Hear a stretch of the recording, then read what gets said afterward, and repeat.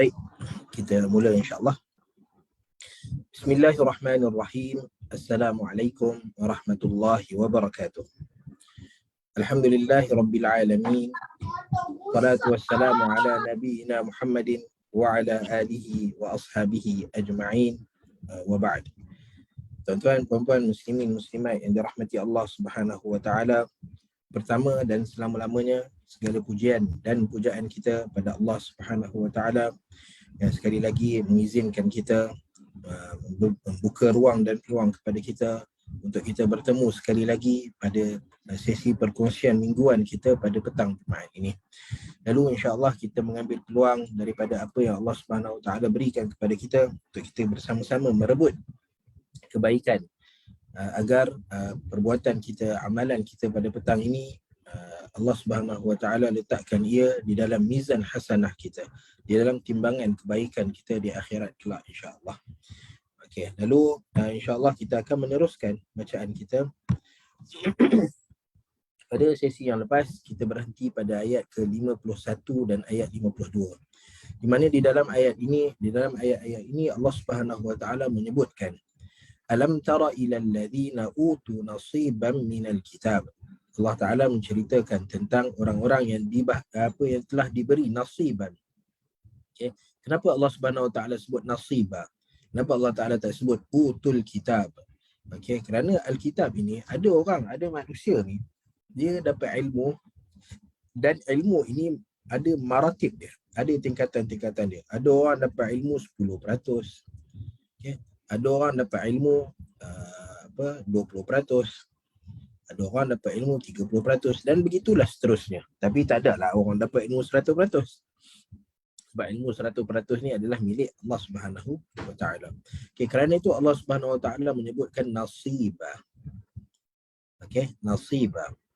Nasibah maksudnya sebahagian ataupun nasib. Okey, kalau kita kata ini nasib kamu. Okey, maksudnya nasib ni dia pelbagai, ada nasib baik, ada nasib buruk, ada nasib pertengahan. Okey, dan nasib ni datang dengan nasib baik pun datang dengan pelbagai bentuk. Okey, ada nasib baik dengan selamat daripada mudarat contohnya, ataupun nasib baik yang datang bila datang orang bagi hadiah kat kita, contohnya ada kewangan datang kat kita, makanan datang kat kita. So nasib yang baik tu pun berbeza-beza, nasib yang buruk pun berbeza-beza. So nasib ni maksudnya kita ada portion. Okay, lalu Allah Subhanahu Wa Taala dekat sini menyebutkan tentang satu golongan manusia yang mendapat sebahagian daripada kitab, yang mendapat ilmu. Dengan erti kata lain, orang yang ada ilmu agama. Okay, kerana Allah Subhanahu Wa Taala relatekan ilmu ini dengan Alkitab. Okay, Alkitab ni adalah kitab-kitab yang Allah Subhanahu Wa Taala turunkan kepada manusia. Yang antaranya kitab Taurat, kitab Injil, bahkan Al-Quran sendiri. Okay, maka ia adalah Alkitab. Okay, maka Allah Subhanahu Wa Taala apabila relatekan dengan Alkitab, bermakna Allah Subhanahu Wa Taala nak menceritakan ilmu-ilmu yang terkandung di dalam kitab Alkitab, dan biasanya ia adalah ilmu-ilmu yang berkaitan dengan agama. Okay. Lalu bila mana Allah Subhanahu Wa Taala sebut ilmu berkaitan dengan agama, dan Allah Taala kata nasibah, mereka dapat ilmu agama, bermakna sesiapa sahaja. Okay, sesiapa sahaja yang ada ilmu dan pengetahuan berkaitan dengan agama, okey, maka tanggungjawab ini ataupun benda yang Allah Subhanahu Wa Taala nak sampaikan kepada kita ini, maka terkena pada dia. Okey, bukan kata para alim je. Bila Allah Taala kata utu nasiban minal kitab, maksudnya para ahli ilmu, para ustaz, para mufti, kerana mereka adalah orang-orang pemuka ataupun orang-orang yang terkehadapan. Bila sebut tentang ilmu agama, maka orang cari ni. Okay, tapi Allah Subhanahu Wa Taala sebut sesiapa sahaja yang diberikan ilmu di dalam agama. Okay, kemudian Allah Taala menyebutkan yu'minuna bil jibti wat taghut. Dan kemudian mereka ini yu'minuna bil jibt. Jibt adalah kita sebut hari tu jibt ni adalah benda yang kita kata sihir. Sihir adalah jib. At-taghut adalah syaitan. Okay, ini antara tafsiran yang diberikan oleh para ahli ilmu. Okay, apa dia sihir ini? Sihir ini adalah perbuatan kufur ataupun perbuatan yang menampakkan bahawa adanya kuasa lain selain Allah Subhanahu wa taala. Okey, dia tak pergi secara direct, dia tak jumpa bomoh dan dia tak jumpa tukang-tukang sihir. Orang yang mengamalkan sihir lalu dia kata depan ni, saya percaya 100% pada sihir. Tidak. Okey, tapi yu'minuna bil jibt, maksudnya dia tak secara direct dia kata ada kuasa lain selain Allah Subhanahu wa taala. Okey, tapi dengan dia mengamalkan sihir, dia pergi kepada orang-orang yang mengamalkan sihir, dia pergi kepada orang-orang yang cerita kepada dia bahawa mereka tahu perkara-perkara gaib, maka seolah dia mengiktiraf di sana adanya kuasa lain selain kuasa Allah Subhanahu wa taala. Kerana sihir ini adalah seseorang itu mendakwa bahawa dia mampu memberikan manfaat atau memberikan mudarat, okay, ataupun mengaburi mata orang. Dia tak boleh bagi manfaat, dia tak boleh bagi mudarat, tapi dia boleh memberikan satu penguasaan. Bila mana seorang tu bagi ilusi, seorang tu bagi satu sesuatu kepada kita seolah-olah dia menguasai diri kita. Maka apabila kita mengiktiraf benda-benda seperti ini, ia adalah satu seolah-olah kita mencabar Allah Subhanahu wa taala. Okey. So Allah Subhanahu wa taala sebut, dan yang keduanya at-taghut. At-taghut adalah syaitan. Okey, syaitan dengan erti kata lain adalah semua yang manusia sembah selain Allah Subhanahu wa taala.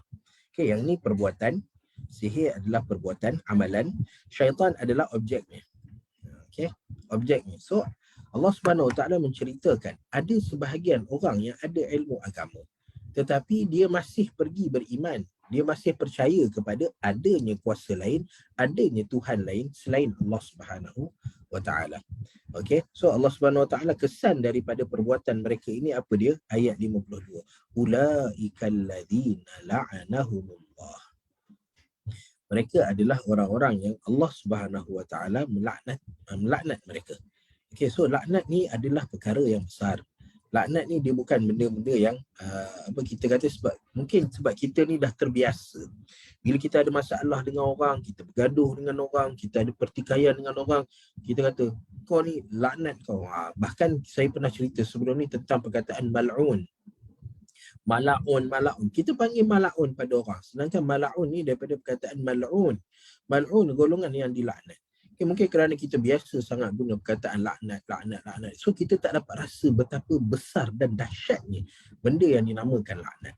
Laknat ini maksudnya adalah at-tardu min rahmatillah. Okay, seseorang ini dihalau. Bukannya tak dapat tu, dihalau. Allah Ta'ala memang kalau kita tak dapat tu, mungkin ada kemungkinan kita akan dapat. Okay, macam contoh orang apply BKM kan. Orang yang apply BKM, dia ada dua situasi. BKM yang tutup 31 Januari, Bantuan Keluarga Malaysia. So bila dia apply tu, sama ada dia akan diterima, permohonan diterima, okay, ataupun sila rujuk LHDN kerana ada benda yang tak cukup. Okay, so dia tak dapat lagi. Tapi tak dapat sila rujuk LHDN bermakna ada peluang untuk dapat. Tetapi kalau orang yang buat permohonan dan ditulis kat situ permohonan ditolak, okay, so lain dia punya perasaan dia. Okay, orang ni dia tak dapat tapi dia kena rujuk LHDN. Maksudnya di sana ada peluang lagi untuk dia dapat. Okay, tetapi kalau dia terus ditolak, maka dia kata memang tak ada harapan lah untuk dapat ni. Okay, so begitu juga laknat. Laknat at-tardu min rahmatillah. Bermakna dihalau daripada rahmat Allah Subhanahu Wa Taala. Okay, so orang yang dihalau daripada rahmat Allah Subhanahu Wa Taala dengan erti kata lain tidak ada syurga. Tak boleh nak masuk syurga. Sebab apa? Sebab Nabi SAW memberitahu bahawa la yadkhulu ahadukumul jannata bi'amalihi.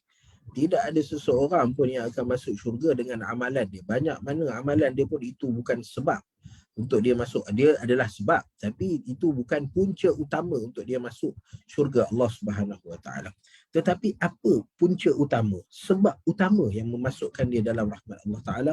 Illa ayyataghammadahu Allahu bi rahmatin min. Melainkan Allah Subhanahu Wa Ta'ala memberi rahmat pada dia. Lalu apabila seseorang itu dihalau daripada rahmat Allah Subhanahu Wa Ta'ala, bermakna tidak ada syurga baginya. So itu adalah satu benda yang besar.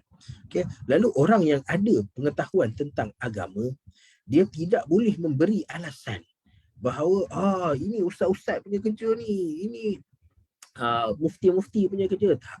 Sesiapa sahaja yang dapat ilmu agama. Dan kalau kita tengok dekat Malaysia ni, kita bercakap tentang masyarakat kita lah, kita tak cakap masyarakat orang lain. Okay, kalau kita tengok dalam masyarakat Malaysia ni, maka kita daripada kecil memang ada peluang untuk belajar agama. Tak ada orang melainkan dia akan belajar agama. Okay, kalau dia tak belajar agama dekat sekolah agama sekalipun, tak masuk sekolah tahfiz ke apa ke, dia akan belajar agama dekat sekolah kebangsaan biasa. Okay, di mana dekat sana ada tambah lagi dengan kewujudan Jacob. Okay, ada Al-Quran, Fardu Ain. Okay, semua diajar tentang agama, dan benda yang pertama diajar dalam agama adalah Allah Subhanahu Wa Taala itu Tuhan. Tiada Tuhan melainkan Allah Subhanahu Wa Taala. So benda ini adalah benda yang semua orang wajib tahu. Tidak ada keuzuran. Tidak ada keuzuran bagi mana-mana orang, terutama yang nasiban minal kitab, utu nasiban minal kitab, yang dapat peluang, yang dapat duduk bersama dengan Alkitab, bersama dengan Al-Quran, maka tidak ada keuzuran untuk dia bagi tahu depan Allah Ta'ala, ya Allah, aku tak tahu bahawa engkau adalah satu-satunya Tuhan yang layak disembah. Ya Allah, aku tak tahu sihir ni tak boleh. Ya Allah, aku tak tahu beriman kepada selain adanya kuasa selain yang hebat selain Allah Subhanahu Wa Taala tu tak boleh. Tidak ada keuzuran. Kerana buka je dalam Al-Quran, maka perkara pertama yang Allah Taala terangkan adalah Alhamdulillahi Rabbil Alamin. Allah Taala itu adalah Allah, iaitu Tuhan yang layak disembah. Okey. Lalu ulaika alladzina la'anahumullah, mereka ini adalah golongan-golongan yang Allah Subhanahu Wa Taala melaknat mereka. Lalu kita tertanya-tanya, kenapa turunnya ayat seperti ini? Bukankah orang-orang sahabat-sahabat mereka yang berada di sekeliling Nabi SAW, mereka adalah orang yang beriman kepada Allah Subhanahu Wa Taala dan beriman kepada hari akhirat. Okey, walau bagaimanapun turunnya ayat ini menandakan bahawa bukan semua, walaupun Nabi SAW ni manusia yang hebat, tetapi kalau bersama dengan Nabi SAW pun masih ada orang yang tak beriman, apatah lagi pada zaman kita. Kita sudah tentu di sekeliling kita masih banyak lagi orang yang tak beriman pada zaman Nabi. Dia bukan tak iman biasa-biasa, tapi beriman dengan sihir dan syaitan. Mereka beriman kepada sihir dan syaitan. Mereka melakukan perbuatan-perbuatan yang menggambarkan kesyirikan pada Allah Ta'ala. Dan mereka bahkan menyembah Tuhan-Tuhan selain Allah Subhanahu Wa Ta'ala. Itu pada zaman Nabi. Pada zaman Nabi yang kalau kita kata inilah masyarakat Islam yang terbaik. Masyarakat terbaik yang ada pada waktu itu. Kerana ada Nabi bersama dengan mereka. Okey, itu pun ada lagi orang-orang yang Allah Ta'ala kata mereka ini adalah golongan yang dilaknat oleh Allah Subhanahu Wa Ta'ala. Okey, bahkan kita takut dengan kita ni Nabi pun tak ada bersama dengan kita, maka lagi kita takut kita terjatuh ataupun tergolong bersama dengan orang-orang yang kita dah diberikan pengetahuan agama. Kita duduk dalam kelas ni pun, datang pada pukul 3 petang ni pun, ini adalah sebahagian daripada ilmu agama yang menceritakan kepada kita tak boleh sihir dan tak boleh syaitan. Tapi kita takut, kadang-kadang kita tergoda. Okay, mungkin dalam keadaan kita selesa, kita tak rasa apa-apa. Kita okey, apa? Kita siap perni lagi dan kita siap marah lagi. Apalah mereka ni, takkan tak boleh fikir. Syaitan takkan nak ikut syaitan, takkan nak dengar kata syaitan. Kita takkan nak sihir tu syirik pada Allah Ta'ala. Kita boleh kritik. Tapi apabila sampainya situasi di mana kita dalam keadaan terdesak. Okey, contohnya kita diuji oleh Allah Subhanahu Wa Ta'ala dengan kehilangan sesuatu dari milik kita.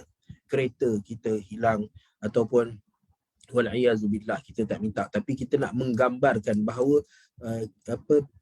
pressure ataupun terdesaknya tu macam mana kalau contoh ada ahli keluarga kita hilang. Okay, apa lagi kalau kita ada penyakit, contohnya penyakit yang berat datang pada kita. Lalu kita cuba cari penyelesaian, nak cari balik kereta kita, nak cari balik motor kita yang hilang, nak cari ahli keluarga kita yang hilang, nak hilangkan penyakit dari dalam diri kita. Maka kita pun cuba dan berikhtiar. Dan tiba-tiba ada orang datang pada kita, kamu tahu tak, ada Tok Bomoh sana, dia dah buat banyak kali. 500 kali dia buat, semua 500 kali dia dapat. Dia kereta hilang 100 kali. Motor hilang 100 kali. Anak hilang 100 kali. Semua dia jumpa. Orang yang sakit kritikal pun dia dapat sembuhkan. Jangan main-main. Okey, so kadang-kadang bila datang benda seperti itu pada kita dalam keadaan kita terdesak, apa manusia akan buat? Dia akan cari dan dia akan namakan benda itu sebagai ikhtiar, sedangkan kita dah bagi tahu, sedangkan dia sendiri tahu bahawa datang kepada bomoh menggunakan benda-benda berkaitan dengan sihir, mempercayai di sana adanya orang yang mengetahui benda gaib ataupun ada kekuatan untuk memberi manfaat dan mudarat selain Allah Taala adalah syirik pada Allah Subhanahu Wa Taala. Tetapi dalam situasi manusia terdesak, maka pelbagai perkara boleh berlaku. Okay, sebab tu kita kena sentiasa lekatkan hati kita pada Allah Subhanahu Wa Taala. Sebab apa? Kita mungkin tahu, hari ini mungkin kita tahu, hari ini kita tenang, bahkan kita kritik orang-orang yang melakukan perbuatan kufur dan syirik. Tetapi kalau hati kita tidak melekat pada Allah Subhanahu Wa Taala, tidak ada ikatan yang kuat dengan Allah Subhanahu Wa Taala, maka tidak mustahil apabila diuji oleh Allah Subhanahu Wa Taala dengan ujian yang berat. Ya, ada ujian yang ringan dan ada ujian yang berat. Jika datang ujian yang berat, kita takut kita masuk dalam golongan ini. Dan siapa yang dilaknat oleh Allah Subhanahu Wa Taala, falan tajida lahu nasira. Tidak ada sesiapa yang dapat membantunya apabila dia telah dilaknat oleh Allah Taala. Lalu kita menceritakan bagaimana ayat ini diturunkan kerana apa? Kerana wujudnya seorang lelaki yang nama dia Ka'ab bin Al-Ashraf. Ka'ab bin Al-Ashraf ini adalah antara pemuka orang-orang Yahudi. Dan orang Yahudi ini adalah orang yang diberi kitab Taurat. Okay. Dan sepatutnya orang yang diberi kitab Taurat ni, apabila mereka bertemu, kita ni sama. Contoh, kita katalah kita ada ahli sukan, contohnya badminton ke, apa lagi, sukan bola sepak ke. Okay. So, walaupun kita dalam bidang yang berbeza, mempunyai SOP yang berbeza, cara permainan yang berbeza, tetapi apabila kita berasal daripada negara yang sama, contoh Malaysia, ya, dan kita bermain untuk sukan yang sama, contoh sukan C, maka sepatutnya kita saling menyokong antara satu sama lain, betul tak? Ini benda biasa. Okay, kalau seorang dalam pidato, contohnya, seorang dalam debat, contohnya, okay, mereka mewakili sekolah yang sama, bertanding peringkat daerah, pertandingan yang sama. Lalu sepatutnya mereka saling menyokong antara satu sama lain dalam satu sekolah yang sama. Okay, tetapi ini datang, kitab Taurat datang daripada Allah Subhanahu Wa Taala. Kitab Injil datang daripada Allah Subhanahu Wa Taala. Isi kandungannya benda yang sama, iaitu mengajak kepada menyembah Allah Subhanahu Wa Taala. Dan Al-Quran datang daripada Allah Subhanahu Wa Taala. Isi kandungannya benda yang sama.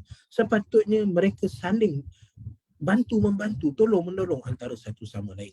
Tetapi apabila datang Nabi SAW, maka orang Yahudi dan orang Nasrani menzahirkan dan mengisytiharkan permusuhan mereka kepada Nabi SAW. Dan antara orang yang paling kuat mengisytiharkan permusuhannya dengan Nabi SAW adalah lelaki yang bernama Ka'ab bin Al-Ashraf. Ka'ab bin Al-Ashraf, macam kita sebut sebelum ni, bahawa dia adalah orang yang diberikan tafawuh. Okay, siapa nak belajar bahasa Arab, tafawuh. Tafawuh ni maksudnya petah berkata-kata. Tafawuh. Okay. Dia ada kemahiran. Dia bukan setakat petah berkata-kata, tetapi kata-katanya adalah kata-kata yang berbunga-bunga. Okay. Kalau bila kita dengar, kita akan kagum. Kita akan rasa kehebatan dia berkata-kata. Okay. Lalu Ka'ab bin Al-Ashraf ni malangnya, dia menggunakan kehebatan yang Allah Subhanahu Wa Taala berikan kepada dia untuk dikritik Nabi SAW. Bila mana dia kritik perbuatan Nabi SAW, dia kritik Nabi peribadi, Nabi secara zat Nabi SAW sebagai manusia. Contoh, antara kritikannya kepada Nabi SAW ialah Nabi tidak ada anak-anak lelaki. Kerana anak-anak lelaki Nabi SAW semuanya meninggal dunia ketika mana Nabi masih kecil. Ketika mana mereka masih kecil, Nabi masih kecil. Minta maaf.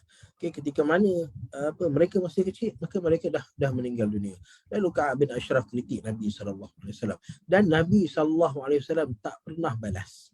Nabi tak pernah balas. Dia nak kritik Nabi muka tak handsome ke, Nabi tinggi ke, Nabi rendah ke, Nabi cerah sangat ke, Nabi gelap ke. Nabi tak pernah ambil kisah dengan benda ni. Kerana sahabat bila bercerita tentang Nabi SAW, maka sahabat kata man taqama Rasulullah SAW min nafsi. Nabi tak pernah balas kalau orang buat sesuatu pada diri dia sendiri, sebagai manusia, sebagai ketua keluarga. Okay, sebagai orang. Okay, Nabi tak pernah balas. Okay, kalau orang buat jahat, orang nak lempar apa kat Nabi, batu ke apa, Nabi tak pernah minta balas. Okay, tetapi apabila Ka'ab bin Al-Ashraf ini mula sentuh Allah Subhanahu Wa Taala, mula sentuh agama Allah Subhanahu Wa Taala, maka Nabi kata ini dah lebih. Okay, ini dah lebih. Okay, dan ini adalah antara petunjuk Nabi SAW. Kita kadang-kadang bila kita berhadapan dengan orang yang kita tak suka, ada orang yang kita tak suka, lalu kita berhadapan dengan dia. Dan bila kita berhadapan dengan dia, dia beri kritikan pada kita. Okay, kritikan peribadi. Lalu kita marah. Okay, contoh seorang ustaz. Okay, seorang ustaz nak berhadapan dengan satu golongan, contoh golongan yang LGBT contohnya. Okay, penyokong LGBT contohnya. Lalu bila datang berhadapan dengan golongan LGBT, maka dia kritiknya ustaz ni. Ustaz ni pendek, muka tak handsome, rendah, belajar takat ni je. Okay. Lalu ada ketikanya dia sebagai manusia dia geram. Kita mana boleh tak geram kan? Orang kutuk peribadi, orang kutuk diri kita, mana siapa tak geram? Semua orang akan geram. Okey, tetapi ikut seperti mana Nabi SAW pandu kita. Kalau orang kritik kita pada peribadi kita, pada diri kita, maka tak payah balas. Sebab apa kita buang masa kita balas daripada dia. Melainkan dia sentuh maruah diri kita, maka kita kena pertahankan. Okay, tetapi setakat cederakan, cerita benda fizikal, maka ini tidak ada masalah. Okay, kita biarkan sahaja.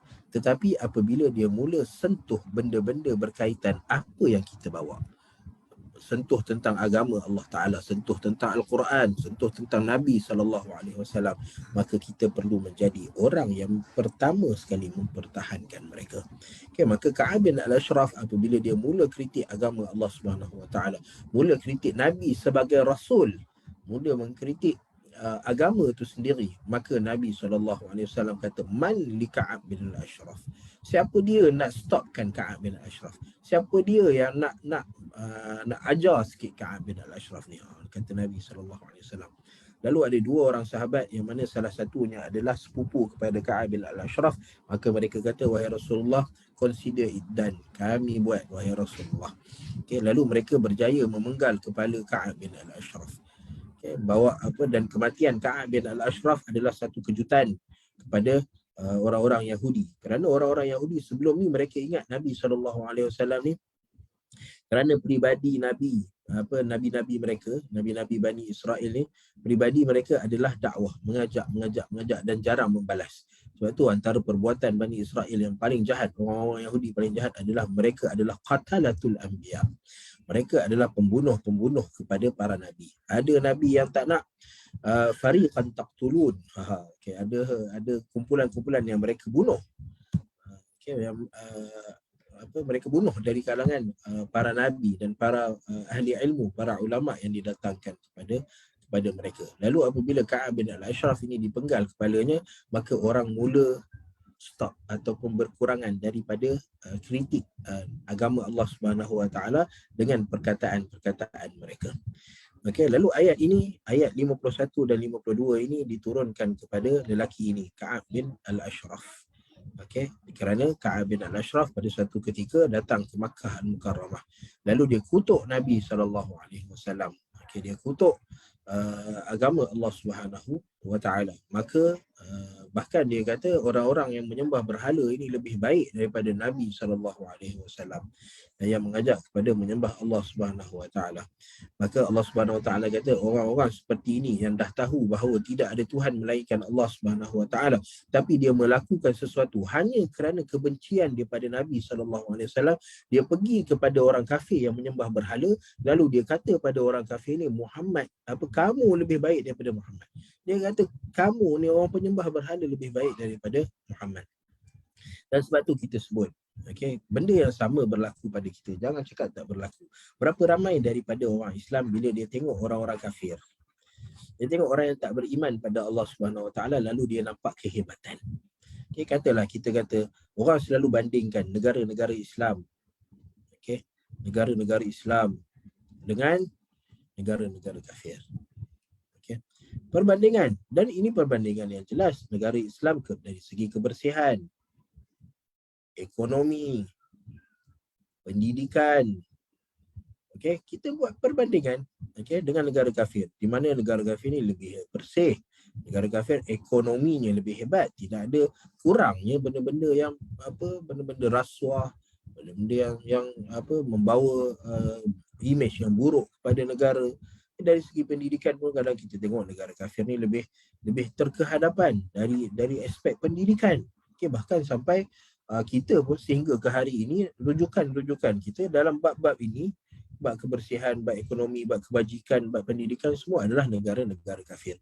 Salah ke untuk kita melihat kepada mereka dalam aspek kebaikan? Tidak ada kesalahan. Tidak ada kesalahan. Okey. Tak salah pun. Kita nak tengok ni. Kita tak salah pun untuk kita tengok negara-negara kafir sebagai negara yang hebat dalam kebajikan, dalam interaksi antara pemimpin dan rakyat, dalam undang-undang contohnya, dan ekonomi dan pendidikan, tidak salah. Tetapi kadang-kadang ada orang kata, apalah negara Islam ni, apalah orang Islam ni, teruk sangat, cuba jadi macam orang kafir ni.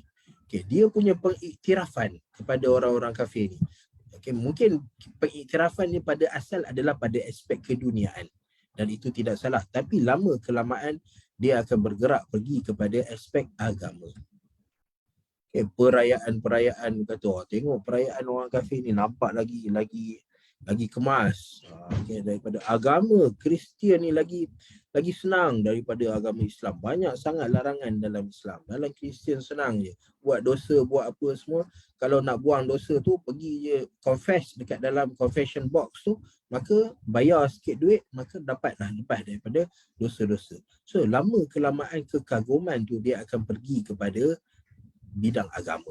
Lama kelamaan kekaguman tu, daripada asalnya kita nak belajar benda baik daripada negara kafir, tapi oleh kerana kita tidak tahu batas yang ada, menyebabkan kita kata, orang kafir ni baik, kamu lebih baik daripada orang Islam. Berapa ramai orang yang cakap macam tu? Sedangkan bila kita kata, kita sebagai seorang Muslim, bila kita pergi pada negara-negara yang bukan Islam, lalu kita kata bahawa kamu lebih baik daripada negara Islam ni, kita bukan sekadar mengiktiraf mereka dari segi keduniaan, tapi kita mengiktiraf kekafiran mereka. Sebab tu kita berhati-hati. Benda yang sama berlaku pada zaman Ka'ab bin al-Ashraf. Kita tahu orang Islam keterbelakang dari segi kebersihan, dari segi ekonomi, dari segi pendidikan. Tetapi itu tidak bermakna kita kena menyebutkan bahawa kafir lebih baik daripada Islam. So kita berhati-hati. Di samping kita cuba untuk memperbaiki diri kita, kita cuba untuk kita bersama-sama. Jangan lepas tangan kita duk kata kebersihan, negara Islam tak bersih apa semua, tapi kita tak membantu. Kita pergi tandas pun tak nak tolong bersihkan. Kita pergi tandas, kita kritik je. Dan ini benda paling mudah. Kritik ni benda paling mudah. Tetapi untuk sama-sama membantu membangunkan ekonomi. Bila sebut tentang ekonomi orang Islam, kita pun nak bangunkan ekonomi, buat perniagaan. Tapi bila kita sampai pada kemuncak perniagaan, apa yang kita fikirkan? Macam mana kita nak tambah lagi dan tambah lagi. Kita tak memikirkan apa akan jadi pada masyarakat dekat bawah kita ni. Kita dah berjaya, maka kita bantu mereka berjaya.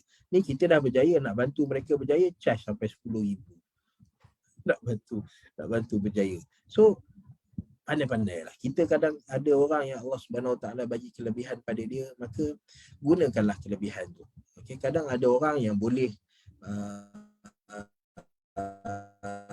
melalui jalan yang sama dengan dia. Tapi ada orang yang tak mampu untuk lalu jalan yang sama dengan dia. Kita bantu takat mana yang kita boleh. Jangan kita terlalu mengagungkan. Allah Subhanahu Wa Taala sebut di dalam surah Ali Imran, pada akhir antara ayat-ayat terakhir surah Ali Imran, Allah Taala kata apa? La yaghurrannaka taqallubul ladzina kafaru fil bilad. Janganlah kamu ditipu. La yaghurrannak. Ghurur maksudnya tertipu. Janganlah kamu la yaghurrannaka taqallubul ladzina kafaru fil bilad. Kamu nampak orang-orang kafir ni hebat dekat dunia, ketenteraannya hebat, ekonominya hebat. Orang paling kaya kat dunia, boleh kata 10 orang paling kaya kat dunia ni, tak ada orang Islam langsung dalam tu. Lalu kita pun kata hebatnya orang kafir ni. Tapi Allah Ta'ala kata jangan tertipu. Kerana orang yang beriman di sisi Allah Subhanahu Wa Taala itu lebih hebat. Sebab tu antara teguran Allah Subhanahu Wa Taala kepada Nabi sallallahu alaihi wasallam, Allah Subhanahu Wa Taala kata apa? Wasbir nafsaka ma'al ladina yad'una rabbahum bil ghadati wal 'ashyi yuriduna wajha. Ayat surah Al-Kahfi yang kita baca pada hari ini. Siapa tak baca lagi boleh baca surah Al-Kahfi. Kerana baca surah Al-Kahfi pada hari Jumaat, adha Allahu lahu minan nuri ma bainal jum'atain. Ya Allah Subhanahu Wa Taala akan bagi dia cahaya yang begitu banyak yang menerangi antara dua Jumaat. Ataupun kata Nabi SAW, ma bainahu wa baina baitil atiq, antara diri dia dengan Kaabah. Betapa jauhnya, betapa banyaknya cahaya yang Allah Subhanahu Wa Taala berikan pada diri dia. Maka baca. Dan antara ayat dalam surah Al-Kahfi, Allah Taala sebut pada Nabi, teguran kepada Nabi. Kerana Nabi SAW dalam mana Nabi dalam aktiviti seharian Nabi SAW, Nabi sentiasa mengutamakan VIP dari kalangan orang kafir. Okay, kerana bagi Nabi SAW, kalau VIP ni masuk Islam, maka orang-orang bawahnya akan masuk Islam. Okay, so Nabi pergi jaga VIP ni. Maksudnya bila Nabi tahu diorang ada kat pasar, Nabi akan pergi kat pasar. Bila Nabi tahu mereka duduk kat suatu tempat, Nabi pergi kat kawasan tu. Semata-mata kerana mengharapkan mereka masuk agama Allah Subhanahu Wa Taala. Dan ada situasi ketika mana Nabi SAW sedang duduk dengan VIP kafir ini, maka datang orang beriman kepada Nabi SAW. Datang orang nak bertanya soalan kepada Nabi SAW. Datang orang nak menceritakan masalahnya kepada Nabi SAW. Okey, lalu ada situasi saya mohon yang kita mute kan. Melainkan ada soalan, boleh buka dan tanya. Okey. So Nabi SAW terlalu fokus pada VIP kafir ini sampaikan ada ketikanya para sahabat Nabi datang pada Nabi kata, tunggu jap. Okay, Nabi kata tunggu sekejap, relax dulu, sagilah. Lebih kurang macam tu lah ayat dia. Okay, sampaikan ada ayat yang Allah Subhanahu Wa Taala turunkan. Allah Taala sebut apa? Abasa wa tawalla. Bukan sekadar Nabi berpaling daripada mereka, tetapi abasa, dalam keadaan abus. Abus ni menggambarkan ke tidak selesaan. Okay, bila kita tengok ni dahi berkerut, ni abus. Abus adalah muqattabul jabin, dahi kita berkerut. So dahi berkerut ni bukan bermaksud kita tak suka, tapi kita tak selesa. Okay, kita tak selesa dengan benda tu sebab apa? Sebab kita tengah buat sesuatu perkara, lalu orang datang pada kita, lalu kita pun berkerut dahi. Okay, tengah buat kerja, tiba-tiba isteri datang minta tolong ni, kita pun berkerut dahi. Okay, so kalau boleh benda-benda yang boleh kita bantu, kita bantulah. So Allah Subhanahu Wa Taala itu teguran kepada Nabi SAW. Kerana apa? Kerana mengutamakan orang kafir yang belum tentu lagi beriman pada Allah Taala, tetapi meninggalkan orang-orang beriman yang sudah pasti dia beriman pada Allah Subhanahu Wa Taala. Dan itulah anjuran Allah Subhanahu Wa Taala pada kita. Itulah apa yang Allah Subhanahu Wa Taala minta daripada kita. Ujian daripada Allah Taala jadikan orang-orang kafir ni lebih hebat daripada kita. Ini ujian. Untuk apa? Supaya Allah Subhanahu Wa Taala tahu. Okay, supaya Allah Subhanahu Wa Taala tahu siapa dia yang betul-betul taat dan beriman kepada Allah Subhanahu Wa Taala. Jangan jadi seperti Ka'ab bin Al-Ashraf yang diberi ilmu kitab Taurat, adalah pemuka Yahudi, tetapi oleh kerana kebenciannya kepada Nabi SAW menyebabkan dia mengatakan bahawa orang-orang kafir ni lebih baik, antum khairum minhu, kata dia, kamu lebih baik daripada Muhammad SAW. Lalu Allah Ta'ala kata apa? Ulaikal ladzina la'anahumullah. Mereka adalah orang-orang yang Allah Subhanahu Wa Taala melaknati mereka. So itu kesimpulan ayat 51 dan ayat 52 daripada surah An-Nisa. Lalu kita nak masuk pada ayat yang seterusnya, iaitu ayat ke-59 daripada surah An-Nisa. Okay, di mana kita menceritakan tentang ayat-ayat yang mempunyai rahsia penurunan, ayat-ayat yang mempunyai sebab-sebab kenapa ia diturunkan. Baik, di dalam ayat 59 ini mari kita baca. A'udzu billahi minasy syaithanir rajim. Bismillahirrahmanirrahim. Ya ayyuhalladzina amanu أطيعوا الله وأطيعوا الرسول وأولي الأمر منكم فإن تنازعتم في شيء فردوه إلى الله والرسول إن كنتم تؤمنون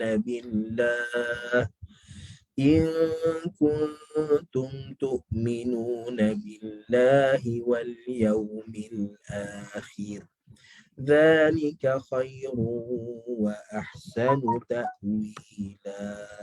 Baik. Ayat ke-59 daripada surah An-Nisa. Allah Subhanahu wa taala mulakannya dengan ya ayyuhallazina amanu.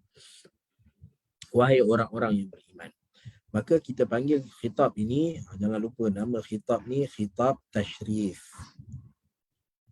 Okey, tashrif, kemuliaan. Kerana apa? Allah Subhanahu wa taala sedang memuliakan kita. Okay, wahai orang-orang yang beriman, maksudnya macam kita panggil orang. Kalau kita panggil orang mat, ada nampak kemuliaan kat situ. Okey, tak nampak kemuliaan. Tapi kalau mat ni guru besar contohnya. Okey, wahai guru besar Encik Muhammad contohnya. Tapi kalau kita bagi nama dia Encik, tuan, puan, kita bagi gelaran, okey, yang melambangkan kemuliaan. Okay, maka orang tu akan rasa seronok untuk berinteraksi dengan kita. Dan begitulah Allah Subhanahu wa taala untuk menarik perhatian orang-orang yang beriman pada Allah Taala. Walaupun kita dah tahu kita beriman pada Allah Taala, tetapi kalau kita dengar Allah Subhanahu wa taala panggil kita dengan panggilan seperti ini, ya ayyuhallazina amanu, wahai orang-orang yang beriman. Betapa gembiranya kita dengar benda ni. Sebab apa? Sebab Allah Taala mengiktiraf.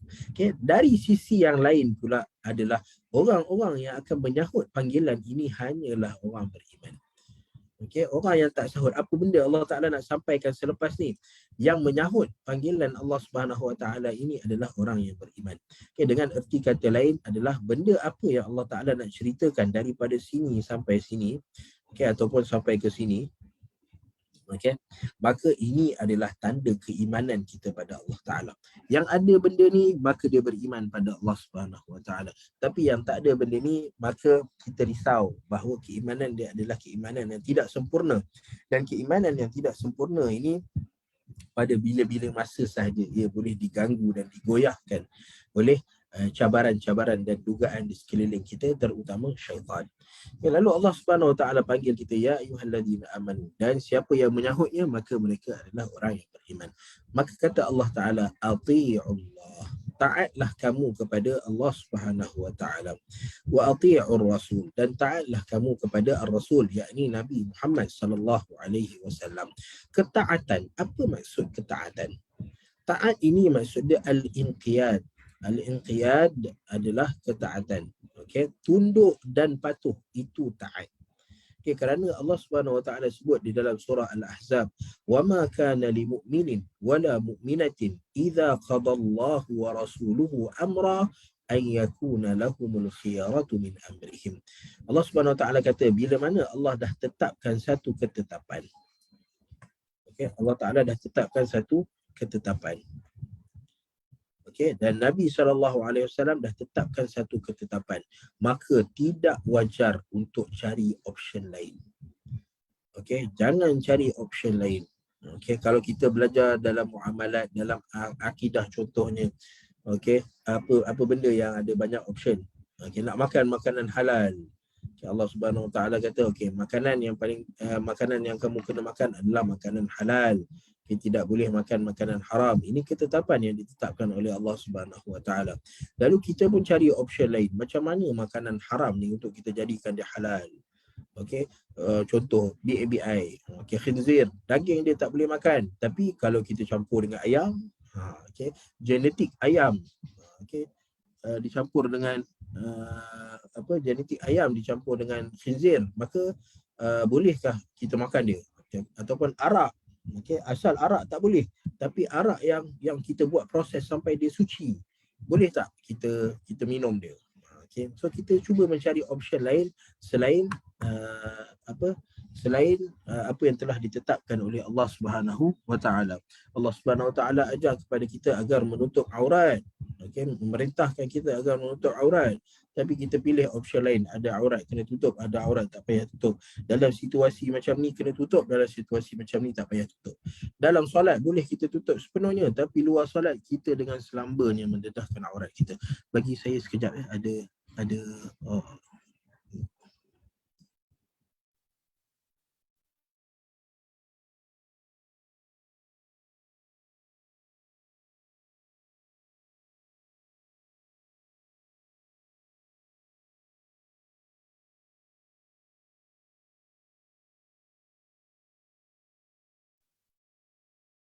Okey, baik, saya minta maaf.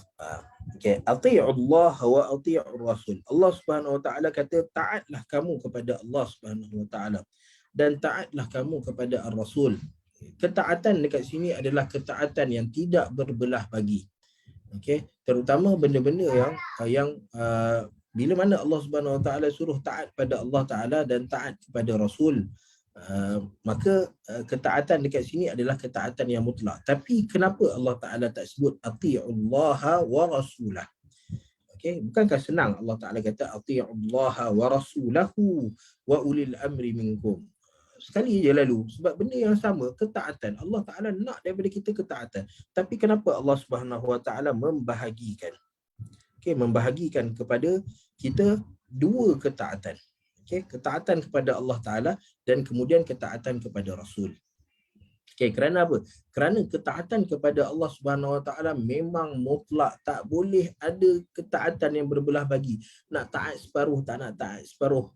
Bahkan Allah Subhanahu Wa Ta'ala sebut apa? Lillahi ma fis samawati wa ma fil ard. Kan amana rasulu bima unzila ilaihi min rabbihi wal mu'minun.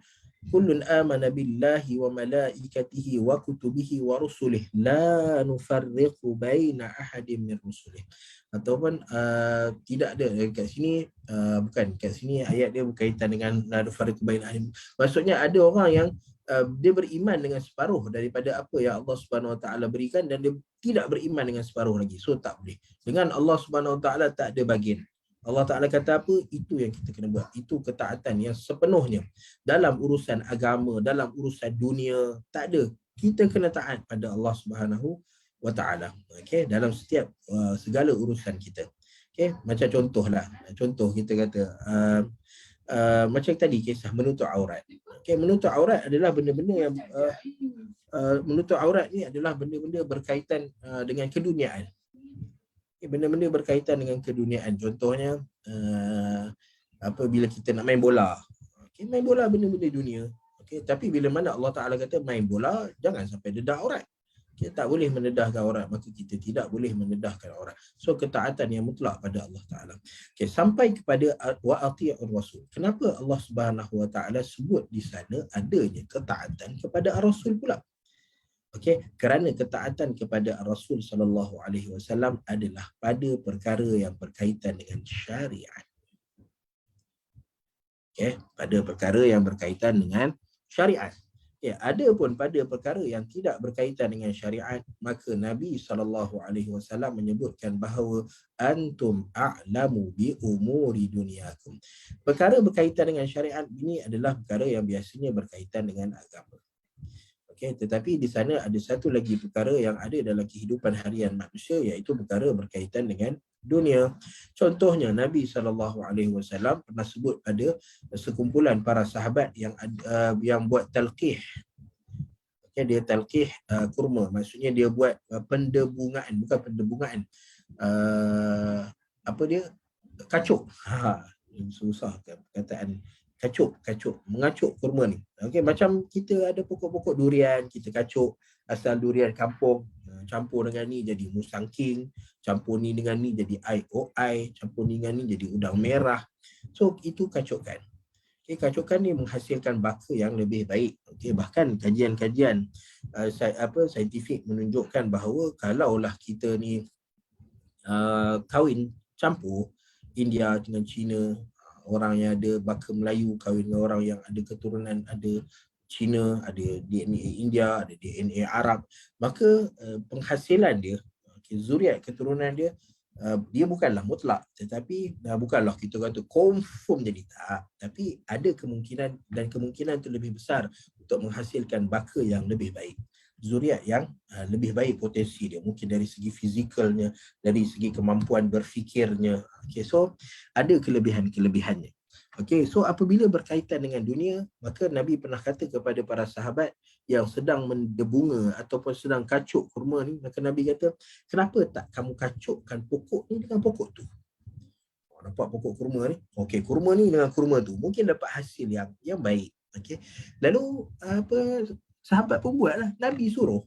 Nabi kata, kenapa pokok ni dengan pokok tu, kenapa tak pokok lain kan? Okey. So sahabat dengar Nabi SAW sebut, maka mereka buat. Dan ditakdirkan oleh Allah Subhanahu Wa Taala, maka tak jadi. Kacukan yang tak jadi. Sebab bukan semua kacukan tu dia keluar hebat terus. Okey, tapi ada kacukan yang tak jadi. Okey, lalu bila tak jadi, sahabat pun datang pada jumpa Nabi SAW dan tanya pada Nabi, wahai Rasulullah, bukankah kamu suruh kami kacukkan antara pokok ni dengan pokok ni, tapi awak tak jadi. Okey, kenapa tak jadi? Okey, maka dekat sini Nabi SAW sebut pada kita, antum a'lamu bi umuri dunyakum. Ada benda-benda yang berkaitan dengan keduniaan, maka kamu uruskan sendiri. Okay, maksudnya kamu lebih mengetahui tentang perkara-perkara keduniaan kamu. Contohnya, kita nak makan apa? Okay, makanan apa yang sesuai bagi kita? Kita pun tengok dalam agama, okay, ada panduan-panduan Nabi SAW pada kita. Okay, namun Nabi tak pada perkara-perkara berkaitan, contoh makan dan minum lah kan. Okay, makan dan minum. Okay, antara panduan Nabi SAW untuk berdoa. Okay, panduan Nabi SAW tidak membazir. Okay, panduan Nabi SAW makan daripada apa yang dekat. Okay, kulu mimma yalik. Nabi SAW pernah makan dengan anak tiri Nabi SAW yang namanya Umar ibn Abi Salamah, anak kepada Ummu Salamah. Lalu ketika mana Nabi makan dengan Umar ini, maka Umar ni dia budak, orang remaja yang sedang membesar. Okay, lalu dia hyper semangat. Okay. Dan antara semangatnya adalah bila dia tengok makanan dia pun kita pun sama. Okay, kalau tengok kat tepi ni ada ayam, tepi ada ikan, tengah ada kambing, kita nak ambil mana? Jawab dengan jujur lah. Kita akan ambil tengah sebab apa? Sedap, nampak lagi sedap. So kita pergi kat tengah. So Nabi SAW kata, kulu mimma yalik. Okay, samillah wa kul biyaminik wa kul mimma yalik. Sebutlah nama Allah Subhanahu Wa Taala ketika nak makan, wa kul biyaminik, makan dengan tangan kanan kamu, wa kul mimma yalik, dan makanlah dengan apa yang paling hampir, mulakan dengan apa yang hampir dengan kamu dahulu. Okay, kemudian antara panduan Nabi SAW adalah jauh daripada panas. Makanan panas, kita kadang-kadang suka, saya nak makan makanan panas, tak panas ni tak sedap. Okay, tapi benda-benda yang panas ini adalah benda-benda yang Nabi SAW suruh jauhkan. Kerana budaya fitrah panas ni fitrah yang tak elok. Kita tengok mana kepanasan yang Nabi SAW anjurkan kepada kita untuk duduk bersama panas. Tak ada. Hatta dalam solat Nabi SAW kata, abridu bis salah fa inna shiddatal harri min fihi jahannam. Okay, Nabi kata, kalau kamu dalam keadaan situasi yang panas sangat, maka abridu bis salah. Maka tunggulah, jangan solat dalam keadaan panas sangat. Sebab kepanasan ini adalah daripada hembusan neraka Jahannam. So Nabi suruh jauh daripada panas. Syaitan, contohnya, bila syaitan buat daripada api, dan fitrah api ini adalah panas. So Nabi suruh hilangkan dia dengan berwuduk. So panas ini tak pernah datang dengan kebaikan. Bahkan kita kalau badan sejuk, kita buat apa? Kita relax je, badan kita sejuk. Tapi kalau badan kita panas, kita berusaha untuk hilangkan kepanasan tersebut. Kerana panas ini tidak pernah datang dengan kebaikan. Walau bagaimanapun, panas yang kita kena hilangkan ataupun panas yang tak elok ni adalah panas yang kita kata panas yang bukan daripada Allah Subhanahu Wa Taala. Okay, kalau panas daripada Allah Subhanahu Wa Taala, maka kita tidak boleh kritik dia. Okay, kalau makanan panas, kita stopkan. Kalau keadaan yang panas, maka kita Nabi suruh abridu bersolat. Tapi jangan sesekali kita kritik kepanasan yang datang daripada Allah Ta'ala. Antara kepanasan yang datang daripada Allah Ta'ala ialah hari yang panas. Hari panas, angin panas, Okay, ni benda yang di luar kemampuan manusia, di luar kawalan manusia. Badan kita panas sebab masalah kita. Duduk main hujan lah apa semua. So kita kena hilangkan kepanasan ni. Marah, panas badan kita, hilangkan dengan wuduk kerana gangguan syaitan. So itu panas yang bukan datang daripada Allah Ta'ala, tapi kita sendiri yang, yalah memang semua perkara Allah Ta'ala tentukan. Tetapi yang mubashir, okay, yang melakukan panas tu kalau secara zahirnya datang daripada perbuatan kita sendiri. Okay, tetapi hari yang panas, angin yang panas, semua ni adalah di luar di luar kemampuan kita, di luar kawalan kita. Okay, lalu kita sesekali tidak dibenarkan untuk kritik kepanasan ini. Okay, bila kita panas, maka kita elak daripada panas. Jangan kritik. Jangan kata panas gila hari ni, apa lah.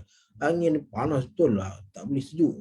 So kita kritik hari yang panas, angin yang panas, sedangkan tak ada sesiapa yang mampu untuk ubah dia, bermakna kita sedang kritik perbuatan Allah Subhanahu wa Ta'ala. Okay. So ini antara anjuran Nabi SAW dalam contoh antara anjuran Nabi SAW dalam perbuatan harian kita.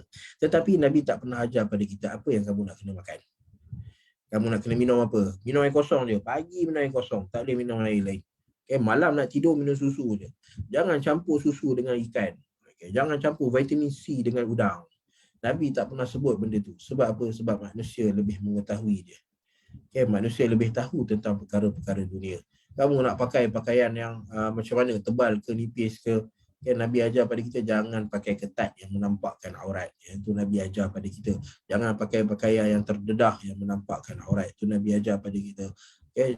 So tetapi nak pakai baju t-shirt ke, lengan panjang ke, Nabi tak pernah masuk dalam urusan tu. Okay, t-shirt ataupun kemeja ke, pakai tie tak pakai tie ke, so Nabi tak pernah masuk dalam urusan tu kerana manusia lebih tahu. Kita nak pergi masuk kerja, takkan nak pakai baju pagoda. So kita lebih tahu tentang perkara tu. Nak tengok Nabi kata menutup aurat, asal menutup aurat boleh. Sampai kat pejabat kena halau keluar. Okay, sebab apa? Sebab dalam perkara-perkara dunia maka kita lebih mengetahuinya. Sebab tu Allah Ta'ala asingkan. Kerana ketaatan pada Allah Ta'ala, hatta pada perkara-perkara dunia pun kena taat pada Allah Subhanahu wa Ta'ala. Tetapi ketaatan kepada Nabi SAW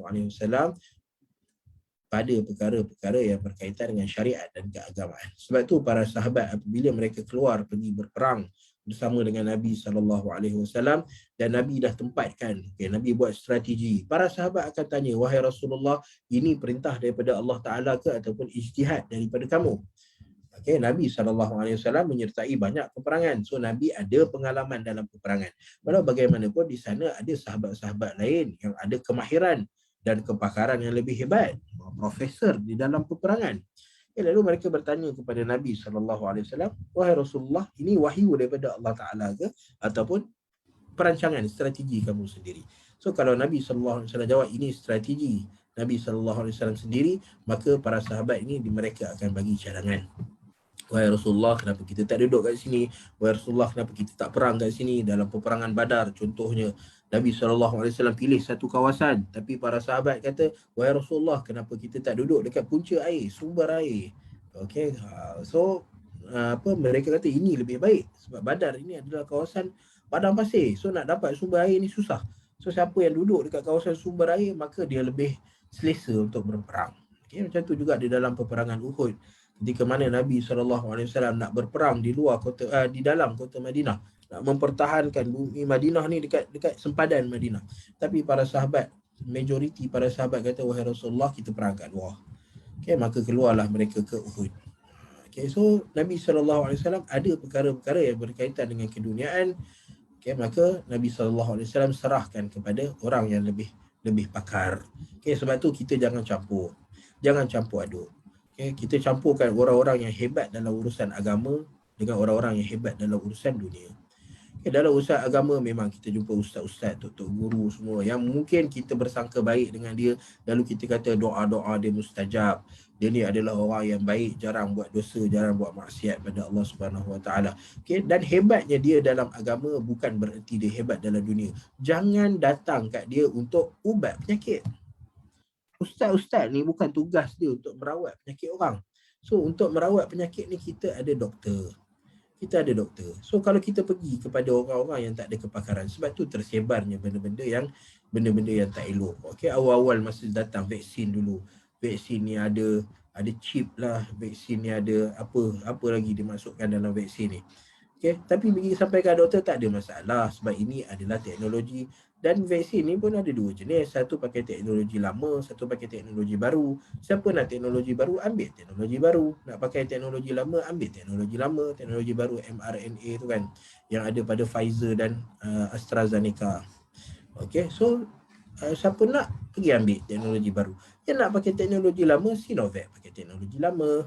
Okay, Sinopharm pakai teknologi lama, masih ada yang pakai teknologi lama. Lalu kita pilih apa yang kita rasa selesa. Kalau takut dengan teknologi baru, tak tahu dia punya keberkesanan dia macam mana, kesan dia macam mana, tak payah ambil yang baru, ambil yang lama. Okay, kerana matlamat dia sama. So kalau kita sakit, contohnya sakit kanser ke, sakit perut ke, demam ke, maka jumpa dengan doktor. Perniagaan. Okay, dalam dunia perniagaan contohnya, kita nak tahu macam mana cara nak tarik, nak buat marketing, macam mana cara nak dapat keuntungan dengan cara yang cepat, pergi pada ahli agama. Kalau melainkan kalau ahli agama ni dia pun doktor, yang tu tak ada masalah, ataupun dia pun ahli perniagaan, maka tu tak ada masalah lah. Okay, tapi kalau semata-mata kerana dia ahli agama, lalu bila dia nak buat investment, kita pun ustaz ni takkan investment dia menipu. Berapa ramai orang kena tipu dengan ustaz-ustaz? Berapa ramai orang kena tipu dengan tokoh agamawan? Okay, dan kita bukan membela, bukan kita nak kata agamawan ni semua perangai sama. Tak, ada agamawan. Asal kepada agamawan ni mereka adalah orang yang takut pada Allah Ta'ala. Innama yakhshallaha min ibadihil ulama. Sesungguhnya orang yang takut pada Allah Subhanahu Wa Ta'ala di kalangan hamba-hambanya adalah para ulama. Okay, tetapi manusia, ulama pun manusia, tokoh agama ni pun manusia, ustaz-ustaz pun manusia. So kadang-kadang dia tergerak hati dia dengan keduniaan, dan tergerak hati dia dengan pujukan-pujukan. Okay, so manusia akan ada kesalahan-kesalahan dan kekurangan yang terhasil daripadanya. So kita kena pandai membahagikan. Bukan kerana ustaz, dia ustaz. Okay, maka bila dia buat investment, kita join ustaz. Bila dia kata saya ada cara untuk merawat sakit gout ke apa ke dengan pembedahan batin, so jangan percayalah. Sebab apa? Sebab setiap daripada kita memang dah ada kullun muyassarun lima khuliqalahu. Setiap orang Allah Ta'ala permudahkan jalan dia. Okay, ada orang-orang yang memang hebat dari segi perubatan. So Nabi SAW ajar kepada kita tu partition dia. Okay, partition dia. Ya, hatta dalam kepimpinan contohnya, dalam politik contohnya. Orang hebat dalam agama tidak semestinya dia hebat dalam kepimpinan. Okay, melainkan kalau dia memang hebat dalam kepimpinan dan dalam agama sekali, maka itu tak ada masalah. Dan itulah yang terbaik. Okay, macam kita nak pemimpin seperti Nabi SAW, kita nak pemimpin seperti Abu Bakar As-Siddiq yang ada kemahiran memimpin dan hebat dalam beragama, seperti Umar bin Khattab, kita nak pemimpin seperti itu. Tapi kalau kita perlu diberi pilihan, kita nak ambil tokoh agama yang tak boleh memimpin, ataupun kita nak ambil pemimpin tapi kemahiran agama dia kurang, maka kita tahu antum a'lamu bi umuri dunyakum. Okey, kamu lebih mengetahui tentang umuri dunyakum, tentang perkara-perkara yang berkaitan dengan keduniaan kamu. Okey. So masing-masing. Okay. So itu ati'ullah wa ati'ur rasul dalam syariat dan agama dan dalam keduniaan. Dan kemudian Allah Subhanahu Wa Taala menyebutkan dekat sini wa ulil amri minkum. Okay, wa ulil amri minkum. Okay, apa maksud wa ulil amri minkum? Ya. Okay. Wa ulil amri minkum. Ulul amri, ulu yang memiliki al-amr, urusan. Okay, maksudnya ulul amri ini adalah satu kumpulan manusia yang Allah Subhanahu Wa Taala berikan kepada mereka kelebihan, di mana mereka menguruskan, memiliki urusan-urusan manusia. Okay, kita ada urusan harian kita. Okay, kita ada urusan harian kita. Lalu urusan harian kita ada benda yang kita mampu buat sendiri. Kita nak makan, kita buat sendiri. Okay, kita nak berjalan, kita buat sendiri. Okay, kita nak apa lagi? Kita nak tidur, kita buat sendiri. Tapi ada urusan-urusan harian kita yang tak mampu kita buat sendiri. Okay. Contohnya, antara urusan harian kita adalah untuk mendapatkan ekonomi. Okay, kita nak dapatkan perbelanjaan, pendapatan. Okay, so kita nak membina satu struktur ekonomi yang kuat. So kita tak mampu. Okay, ataupun antara benda yang kita kena buat adalah kita kena tebang balak, contohnya. Okay, kita kena tebang balak sebab apa? Nak bagi harimau dapat keluar. Okay, so kita tak mampu untuk tebang balak. Kita tak ada kemahiran untuk tebang balak. Okay, so ataupun kita ada dalam pendidikan, contohnya kita buka sekolah. So tapi kita nak dapatkan guru-guru. Siapa nak ajar guru-guru ni? Macam mana guru-guru ni nak menjadi seorang guru? Okay, jadi kita tak ada kemahiran tu. Kita ada kemahiran untuk buka sekolah, nak mengajar budak-budak, okay, ataupun mengajar budak-budak tadika ke, budak sekolah rendah, sekolah menengah ke, tapi untuk menghasilkan guru kita tak mampu. Okay, kerana itu di sana adanya golongan-golongan yang Allah SWT kata mengurus tadbirkan urusan-urusan manusia. Okay, mengurus tadbirkan urusan-urusan kehidupan manusia. Dan orang-orang yang mengurus tadbirkan kehidupan manusia ni, urusan manusia ni ada dua jenis. Okay, ada dua jenis. Okay, satu, orang yang mengurus tadbir urusan manusia ni di dalam urusan dunia. Satu lagi, orang yang mengurus tadbir dalam urusan agama. So, orang-orang yang mengurus tadbir dalam urusan agama ini dinamakan sebagai ulama. Okay, zaman sekarang lah, orang yang mentadbir urusan dunia ni dipanggil sebagai umara. Okay, amir, pemimpin, ulama. Okay, so macam kita sebut tadi, di sana ada pembahagian. Okay, dan kita nak, kalaulah memang yang sangat-sangat kita nak adalah orang yang berjaya mencampurkan dunia dan agama. Dia adalah amir dan dia adalah alim pada masa yang sama. So berapa ramai kita jumpa Umar bin Abdul Aziz, amir, dan pada masa yang sama dia adalah seorang yang alim. Muawiyah bin Abi Sufyan, amir, pada masa yang sama dia adalah seorang yang alim. So kita nak pemimpin-pemimpin seperti itu. Tapi kadang-kadang kita diuji oleh Allah Subhanahu Wa Taala. Bukan semua amir ni dia alim. Okay, bukan semua alim ada kemampuan untuk menjadi amir, pemimpin. So wa ulil amri. Ini ulul amri. Kedua-dua ni umara dan ulama adalah ulul amri. Mereka yang mengurus tadbirkan urusan manusia. Okay, umara ni elektrik kita, air kita, okay, peraturan-peraturan jalan raya. Okay, maka ia diurus tadbirkan oleh umara. Para ulama pula ada perkara-perkara berkaitan dengan agama. Umara kata, okey, kita kena cari benda-benda ekonomi, sumber ekonomi, maka bank-bank bagi pinjaman. Okey, umara kata bagi pinjaman, itu perancangan umara. Ulama pula kata, okey, bagi pinjaman boleh tapi no riba. Macam itulah. Okey, pada perkara-perkara berkaitan agama. So ini ulul amri. Dan Allah Subhanahu Wa Taala menyebutkan wa ulul amri minkum, wa ulil amri minkum. Taatlah kamu kepada Nabi SAW wa ulul amri, dan diatafkan kepada Nabi SAW. Sebab apa? Sebab tadi umara dan ulama. Okay, Nabi SAW kita taat dalam pensyariatan, dan di sana ada urusan berkaitan dunia yang diuruskan oleh ulul amri. Okay. Dalam perkara-perkara berkaitan dengan keagamaan, ulama, maka kita kena cari ulul amri yang memang bertaraf ulama. Okey, dengan erti kata lain, sebab masalah kita sekarang ini ialah kita celup tangkap muat. Okey, dalam urusan berkaitan dengan agama kita tangkap muat. Okey, yang kita tahu adalah dia ustaz, asal nama dia ustaz, kita pun tanya macam-macam kat dia. Sedangkan ustaz zaman sekarang ni dia bukan macam ustaz zaman dulu.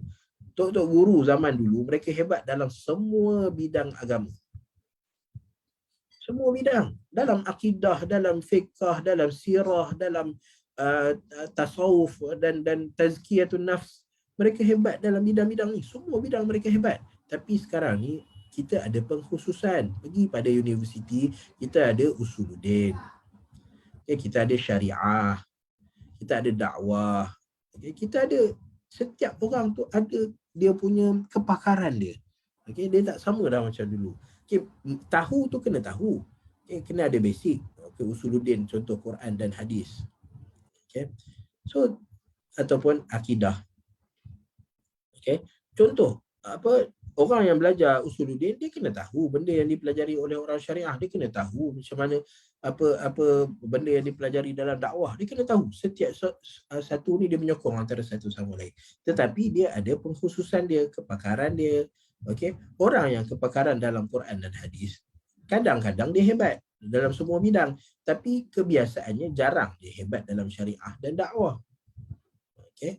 Sebab dia kepakaran dia dalam bidang Quran ataupun pengajian berkaitan dengan Al-Quran, pengajian berkaitan hadis, pengajian berkaitan dengan akidah. Maknanya dia ada, kalau orang tanya dia soalan berkaitan Quran dengan hadis, dia dapat jawab. Tapi bila sampai pada kaedah penyampaian untuk berdakwah dengan orang, berapa ramai orang yang fail. Okay, berapa ramai orang yang keluar berdakwah dengan nama Al-Quran dan hadis tapi ditolak oleh masyarakat. Kerana apa? Kerana ketidakmampuan dia untuk memahami bentuk dakwah, cara berdakwah. Okay, dan kemungkinan dia dakwah dengan cara yang salah. Okay, dia nak bawa kepada Al-Quran dan hadis tapi bawa dengan cara memainkan muzik contohnya. Ataupun dia buat lakonan-lakonan dengan orang-orang yang tidak menutup aurat, menzahirkan aurat dia. Okay, so walaupun dia ada ilmu berkaitan Quran dan hadis tapi dia fail dalam bab dakwah.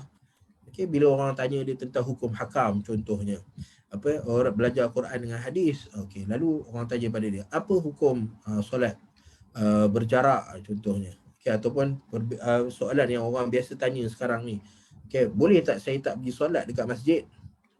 Sebab apa? Sebab masjid sekarang solat berjarak, tidak mengikut sunnah Nabi SAW. Kan, orang tak nak solat berjemaah sebab apa? Sebab bagi dia orang solat berjemaah sekarang sedang melanggar sunnah Nabi SAW. So bagi orang yang belajar dakwah usuluddin, kemungkinan susah untuk jawab soalan-soalan seperti ini. Tapi kalau sampai dekat orang-orang syariah, maka kita akan dapat jawapan. Tengok para mufti, terutama jawapan daripada mufti Kelantan. Mufti Kelantan ni hebat dalam jawapan-jawapan dia. Tak, jawapan dia jawapan yang simple tapi jawapan yang cukup memberi penerangan kepada kita.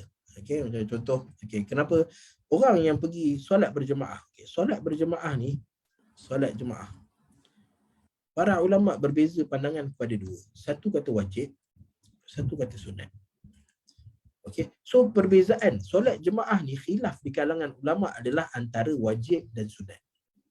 Wajib dan sunat. Solat berjarak. Solat berjarak, apa hukum ni? Sepakat para ulama kata sunat. Tak ada ulama kata wajib solat solat dekat-dekat, solat silap, solat jarak sunat pula. Solat rapat. Ya, sebab sekarang masjid kan berjarak kan. Solat rapat. So solat rapat ni sepakat para ulama kata sunat. Okay. Lalu kalau kita tinggalkan solat jemaah hanya kerana ini rapatkan saf di dalam solat, maka kita sedang meninggalkan khilaf besar di kalangan para ulama antara wajib dan sunat kerana meraihkan perkara sunat. Dan ini adalah satu kesilapan yang besar. Satu kesilapan yang besar. Okey, sebab apa? Bagaimana kita boleh tinggalkan ibadah yang sebahagian para ulama kata wajib kerana kita nak meraihkan perkara sunat. Okey, perkara sunat kita berlapang dada. Okey, so kita hadir kerana kita tahu bahawa solat jemaah ini dia punya kekuatan yang lebih tinggi berbanding dengan rapatnya saf solat kita. Okay, so itu kita nak cerita. Sekarang ni kita punya pengajian agama kita adalah pengajian yang bersasar, pengajian yang ada pembahagian dia, ada pengkhususannya masing-masing. Okay, so bila kita nak tanya setiap orang, maka kita tanya ikut kepakaran dia. Ikut kepakaran dia. Kenapa kita nampak benda pelik-pelik? Kerana ada orang yang pengkhususannya dalam Al-Quran dan hadis tapi dia berbicara tentang syariat. Ada orang yang pengkhususannya dalam bidang syariah contohnya, dalam muamalah, perbankan apa semua, tapi berbicara tentang Al-Quran dan hadis. Okay, dia tak ada kemahiran dalam takhrij hadis contohnya, dalam menilai sesuatu hadis tu sahih ke tak sahih ke, dhaif ke tak dhaif ke, tapi dia masuk dalam bidang tersebut. Sedangkan kemahiran dia adalah dalam mengeluarkan hukum daripada ayat-ayat Al-Quran dan hadis-hadis Nabi SAW. So kita akan nampak kelompongan dekat situ. Sebab tu setiap ustaz ni, dia sepatutnya dia kena zahirkan dia punya, dan dia patutnya mengajar benda yang dia mahir. Okay, jangan masuk benda yang tak mahir. Contohnya kita punya kelulusan dalam pengajian Al-Quran, maka ajar benda-benda dalam berkaitan Al-Quran Al-Karim. Okay. Bukan sebab kita tak boleh mengajar hadis ke Quran ke apa, takut kita menyampaikan perkara-perkara yang menambah kekeliruan berbanding dengan memberi penerangan. Okay, sebab apa? Bukan di luar, bukan di dalam bidang kita, bukan di dalam kemahiran kita. Okay, so sebab tu kita berhati-hati. Okay, ini ulama. Okay, sebab tu bila kita nak angkat seseorang tu sebagai ulama, maka kita kena pastikan bahawa alim ni adalah orang yang menguasai semua ni. Okay, semua ni dia kuasai. So ini boleh angkat sebagai alim. Okay, kalau tak, ada alim juga, ada alim usuluddin, ada alim syariah, ada alim dakwah. So kalau ikut pengkhususan nak tanya soalan, maka carilah para alim yang sesuai dengan pengkhususan dia.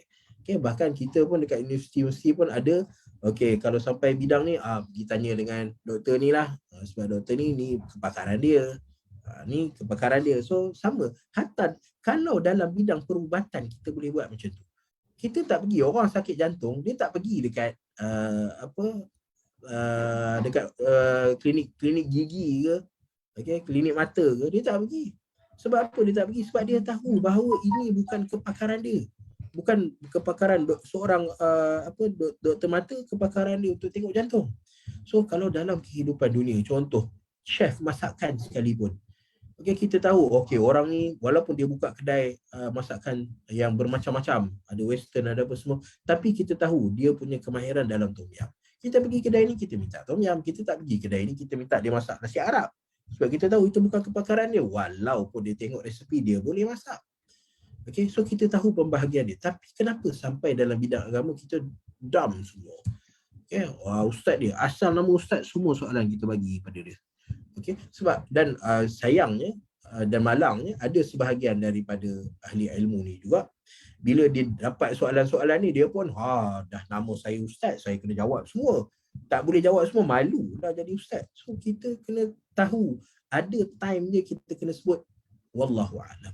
Ada time ni kita sebut tanyalah orang ini kerana mereka lebih pakar. Ada time kita kena sebut seperti itu. Okay? Kerana ini yang membantu masyarakat untuk memahami lebih agama ni. Sebab kalau semua orang mendakwa dia tahu ni tahu, so kita, sebab tu kita jadi kadang-kadang kita kata ustaz ni cakap lain, ustaz ni cakap lain, ustaz ni cakap lain. Okay? So pandailah kita memilih para ulama kita. Okay? Sebab apa? Kita nak daripada apa yang dianjurkan para ulama ini, kita makin hampir pada Allah Ta'ala. Kita makin hampir pada rahmat Allah Subhanahu Wa Ta'ala. Okay? Sebab tu dia jadi isu. Kalau orang ni cakap lain, ni cakap lain, tiba-tiba salah seorang dia kena kritik. Apalah ustaz ni cakap macam tu, kenapa tak cakap macam ni? Dah kita tanya dia, sambil kita tak tahu, kita tak tengok dia, ustaz mahir tak dalam bidang ni ustaz? Kita tanya tu dulu. Okay? Kalau dia kata dia boleh jawab, dia mahir, okay, sila tanya. Okay, tapi kalau dia kata ni bukan bidang kepakaran kemahiran saya, so kita tahu, kita tak tanya dia tentang perkara tersebut. Okay.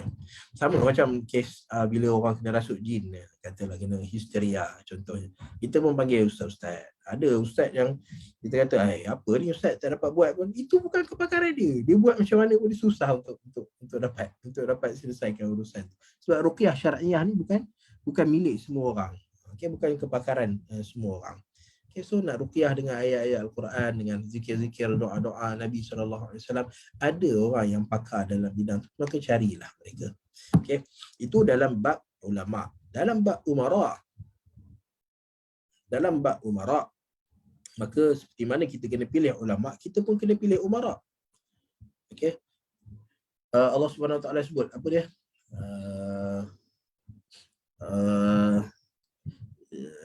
Allah lupa dah ayat dia. Okey, di mana ayat ni Allah Subhanahu Wa Taala sebut apa, rakyat ini adalah image kepada pemimpin dia, dan pemimpin adalah image kepada rakyat dia. Okey, maksudnya macam mana rakyat pilih pemimpin, itulah sifat yang ada pada rakyat sebenarnya. Macam mana pemimpin ni bertindak, maka itulah perangai rakyat. Maksudnya okey, apa yang dipaparkan oleh umara ni, maka itu gambaran cerminan kepada rakyatnya, dan apa yang digambarkan oleh rakyat itulah cerminan kepada pemimpin dia. Okay, so saling ada kaitan antara satu sama lain. So, okay, sebab tu dalam memilih umara, okay, Allah Subhanahu Wa Taala juga menganjurkan kepada kita. Bukan Allah Taala tak ajar pada kita macam mana cara nak memilih umara. Kerana umara ni adalah orang yang akan menjaga kita punya dunia kita. Sebab kita kadang-kadang kita jauh ataupun kita jatuh dalam bidang agama ni, jauh daripada agama ni kerana dunia kita fail. Kerana dunia kita fail. Contoh fail, miskin. Okay, kemiskinan menyebabkan kita mencuri, merompak, menyebabkan kita tak belajar. Okay, kerana kemiskinan. Apa lagi? Perkara-perkara berkaitan dengan keduniaan yang menyebabkan kita hilangnya. Agama ni disebabkan oleh keduniaan. Okey, dalam pendidikan contohnya, kita tak ada orang yang mampu mengajar kita. Berapa banyak orang yang illiterate, yang tak dapat nak membaca, nak menulis, nak memahami apa dalam Al-Quran, dalam hadis Nabi SAW. Sebab apa? Kerana kurangnya orang untuk mengajar. Dalam masyarakat tak ada orang nak mengajar. Mungkin dekat dalam bandar kita tak ada masalah. Tapi kalau kita pergi kat kawasan pedalaman, kita akan nampak sikitnya orang yang boleh mengajar manusia tentang agama. Kerana tak adanya pendidikan, sistem pendidikan yang baik menyebabkan tak dapat nak melahirkan ulama, tak dapat nak melahirkan engineer, tak dapat nak melahirkan arkitek, doktor dan sebagainya. Okay, so benda berkaitan dengan dunia ni, maka bukan kita kena abaikan 100%. Okay, sebab kalau kita abaikan dunia ni, maka kita takut agama kita pun hilang juga. Okay, maka kita kena bagi fokus kepada dunia. Sebab tu dalam benda-benda berkaitan dengan dunia, bila mana Allah Subhanahu Wa Taala sebut inna khaira man istajartal qawiyul amin. Bila mana kamu nak memilih seorang pemimpin ataupun orang-orang untuk menjadi wakil kamu, dalam mengurus tadbirkan, sebab pemimpin ni adalah wakil kita untuk menguruskan antara bumi Allah Subhanahu Wa Taala, harta-harta bumi milik Allah Subhanahu Wa Taala ni dengan dengan kita, antara kita dengan aset-aset yang ada dekat muka bumi ni. So yang menjadi wakil kita adalah pemimpin-pemimpin kita. Okey, so dalam nak memilih pemimpin, maka Allah Ta'ala sebut dua sifat yang kena ada. Ni nak sebut ni, sebab dalam PRN kan, dalam PRN Johor kan. Okey, so benda yang pertama adalah qawi, kemampuan. Amin, kejujuran. Seorang pemimpin yang baik, dia mesti ada dua perkara ini. Satu, kemampuan. Dua, kejujuran. Tak ada kemampuan, maka tak layak jadi pemimpin. Tidak ada kejujuran, tidak layak jadi pemimpin. Diuji kita oleh Allah Subhanahu Wa Taala dalam masyarakat kita, kita kena pilih salah satu. Sama ada kita pilih kemampuan atau kita pilih kejujuran. Mana satu kita nak pilih? Kita marah. Okey, orang yang jujur, dia amanah. Okey, dia tak ada masalah. Kita tak nampak dia beramal dengan rasuah, tapi dia tak ada kemampuan untuk mentadbir. Bila dia pegang kuasa je, maka hutang tambah-tambah, duit tak dapat masuk dalam negara pun kita marah. Dan orang yang mampu, dia hebat, duit masuk banyak mana, tapi terpalit dengan rasuah, terpalit dengan penyalahgunaan kuasa pun kita marah juga. Okay, so hilang salah satu ni menyebabkan ketidakseimbangan berlaku dalam kepimpinan dunia. So mesti ada kemampuan dan mesti ada kejujuran dan amanah. Okay, lalu tetapi kalau kita diuji oleh Allah Subhanahu Wa Taala, kita tak ada pemimpin seperti itu. Okay, kalau jumpa, naikkan. Jangan cari orang lain. Kita jumpa dari kalangan masyarakat kita, ada orang yang hebat memimpin dan dia pun tak ada isu peribadi, dia cantik. Okay, dia tak pernah terlibat dengan rasuah, tak pernah terlibat dengan apa, maka naikkan dia. Okay, ini dua perkara Allah Ta'ala sebut. Tapi kalau kita diuji dalam masyarakat kita, tak ada orang ni mampu tapi dia hebat, kejujuran ni boleh dipertikaikan. Ataupun orang ni jujur tapi dia tak pandai nak mentadbir. Baik, soleh ni. Okey, kalau kita bagi amanah pada dia, dia akan jaga amanah dia betul-betul. Tapi bila sampai suruh buat kerja, dia tak jalan. Slow dia buat kerja. Okay, so bila kita sampai pada keadaan seperti ini, maka kita tengok Allah Subhanahu Wa Taala bila susun sifat ini, maka Allah Ta'ala mulakan dengan kemampuan. Okay, dengan kemampuan. Al-Qawiyyu, Al-Quwwah, dia ada kemampuan. Okay, sebab apa? Sebab kita jujur macam mana pun, kalau kita gagal, okay, dalam kita tak ada kemampuan untuk mengurus tadbirkan dunia ni, maka masalahnya bukan hanya pada kita, tapi masalah dia akan turun kepada masyarakat yang di bawah jagaan kita. Sebab apa? Ketidakmampuan kita menyebabkan mereka ni yang akan jadi masalah. Okay. Kejujuran. Dia mampu untuk mentadbir, sistem dia cantik, ekonomi dia cantik, pendidikan dia cantik, tapi masalah dia pada kejujuran. Dan banyak dia cilok sikit. Okay. Dia akan merosakkan. Bukan kita kata dia baik untuk ni, tapi kerosakan yang dia akan lakukan adalah kerosakan yang lebih minimum, yang lebih rendah berbanding dengan orang yang tidak ada kemampuan. Okay, kalau kita kena pilih, maka pilihlah orang yang berkemampuan dulu untuk mentadbir diri kita. Okay, dan kemampuan, kemampuan ini sebaik-baiknya diikat dengan ulama. Okay, umara ni kalau dia berjalan bersendirian, macam ni lah jadinya. Kejujuran tu akan hilang, amanah tu akan hilang. Okay, dan sebab tu dalam kepimpinan, dalam urusan keduniaan ni, sebaik-baiknya kita cari orang yang hebat dalam keduniaannya, dalam agama dia. Sebab apa? Sebab kita nak dua-dua ni, kita nak kemampuan dan kita nak kejujuran. Okay, dan kejujuran ni macam mana kita boleh nak ukur kejujuran seseorang? Kita bukan tahu pun dia ni baik ke tak, sebab benda jujur ni benda dalam hati. Tapi kita boleh ukur melalui ibadah dia. Solat dia contohnya. Okay, macam mana dia? Kita kenal, kita ada seorang menteri duduk dengan duduk kat kawasan perumahan kita. Lalu kita tengok dia macam mana solat dia. Datang tak solat subuh? Okay, datang tak solat zuhur, solat asar, maghrib, isyak. Kalau dia adalah seorang yang muazib, dia seorang yang ikut ataupun mampu untuk datang berjemaah solat, maka jangan cari orang lain. Ini kejujuran paling besar. Kalau dia dapat taat pada Allah Subhanahu Wa Taala, dia sanggup korbankan masa dia untuk solat subuh, solat zuhur, asar, maghrib, isyak, untuk pergi solat berjemaah, maka kita tahu kalau dia jujur dengan Allah Subhanahu Wa Taala, maka dia akan jujur dengan manusia. Tapi orang yang jarang ataupun gagal untuk jujur dengan Allah Subhanahu Wa Taala, biasanya dia akan gagal dan dia tak akan jujur dengan manusia yang lain. Okay, dan bahkan ini bukan untuk menteri kita, untuk kita sendiri pun. Kita nak tahu kita ni jujur ke tak, mampu ke tak, kita ada amanah ke tidak, maka tengok kita ni sendiri macam mana dengan Allah Subhanahu Wa Taala. Sampai perintah Allah Subhanahu Wa Taala macam mana.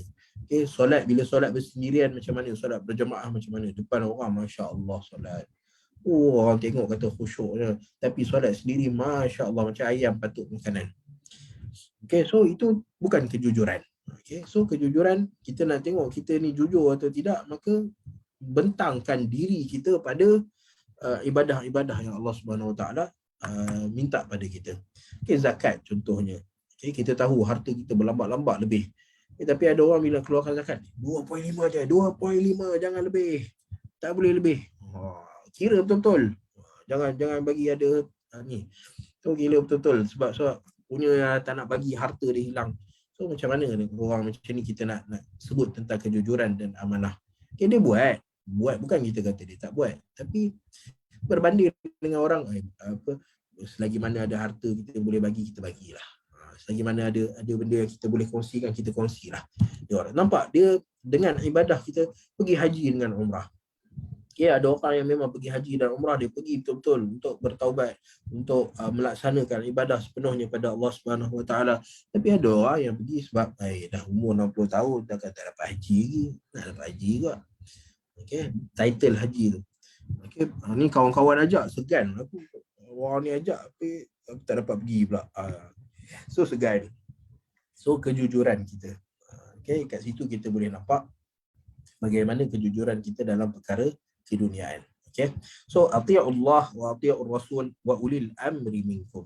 Okay, dan ulil amri. Okay, dan antara sebab Allah Subhanahu Wa Taala menyebutkan ulul amri kerana nak bagi tahu bahawa manusia memerlukan pemimpin. Okay, manusia memerlukan pemimpin. Tanpa pemimpin maka kucar kacirlah manusia ni.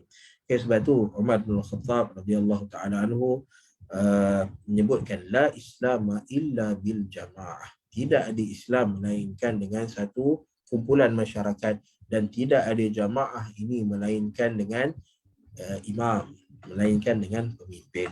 Okay, mesti ada pemimpin. Okay, sebab tu antara sunnah Nabi SAW ialah apabila kita nak melakukan sesuatu. Okay, dan Nabi bagi contoh perkara ini dalam permusafiran. Ketika mana ada sahabat-sahabat meminta izin daripada Nabi SAW untuk bermusafir. Okay, untuk bermusafir. Okay, maka Nabi SAW kata kepada para sahabat, amiru alaikum ahadakum. Okay, kamu bila nak bermusafir, maka first kali bermusafirlah dalam kumpulan. Okay, 3 orang. Okay, ini permusafiran yang baik. Okay, dan kemudian lantik seorang jadi pemimpin. Okay, lantik seorang jadi pemimpin. Okay, so ini sunnah Nabi SAW. So dan kita praktikkan dalam setiap urusan kita. Okay, dalam pengurusan masjid mesti ada seorang pemimpin. Dalam pengurusan sekolah mesti ada seorang pemimpin. Okay, dalam setiap perjalanan kita mesti ada pemimpin. Hatta dalam keluarga pun mesti ada seorang pemimpin. Okey, kalau arahan tu dah keluar daripada pemimpin seorang, yang lain ya masuk campur. Okey, so kita kena sepakat kata siapa pemimpin dalam rumah, ayah ke ibu. So kena latih seorang pemimpin dia. Okey. So kerana kalau ada dua pemimpin maka kucar kacirlah apa uh, urusan sesuatu perkara. Okey, dan kemudian yang kita perhatikan ketika mana Allah Taala sebut ati Allah, okey, sebut pasal Allah Subhanahu Wa Taala, Allah Taala letak ati.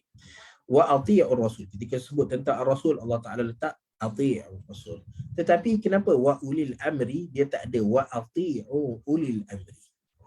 Okay, kenapa ada ati'ullah, ati'ur rasul, tapi wa ulil amri? Kenapa tak ada wa ati'u ulil amri minkum?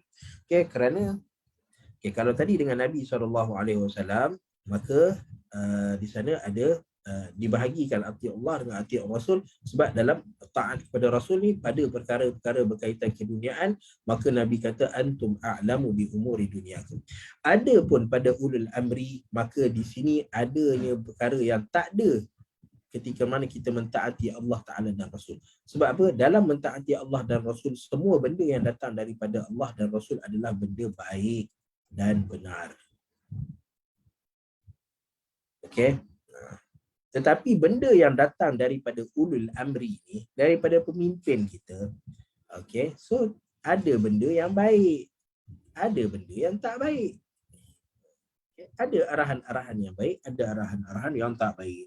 Okay? Tak baik macam contohnya judi dibenarkan, arak dibenarkan. So ini benda-benda yang tak baik.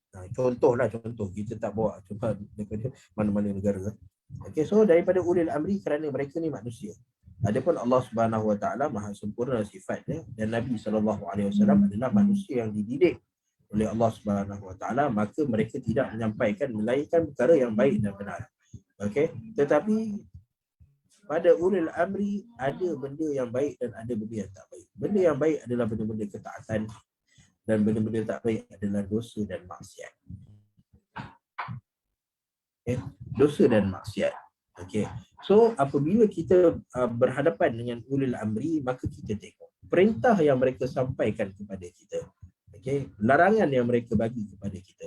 Kita nak taat ke tak taat? Okey, Abu Bakar As-Siddiq radhiyallahu taala anhu apabila dia naik jadi khalifah, maka ayat dia, antara ayat yang terawal disebutkan oleh Abu Bakar As-Siddiq, ati'uni ma ata'tullaha wa rasulahu fikum fa in asaitullaha wa rasulahu fala ta'ata li alaikum.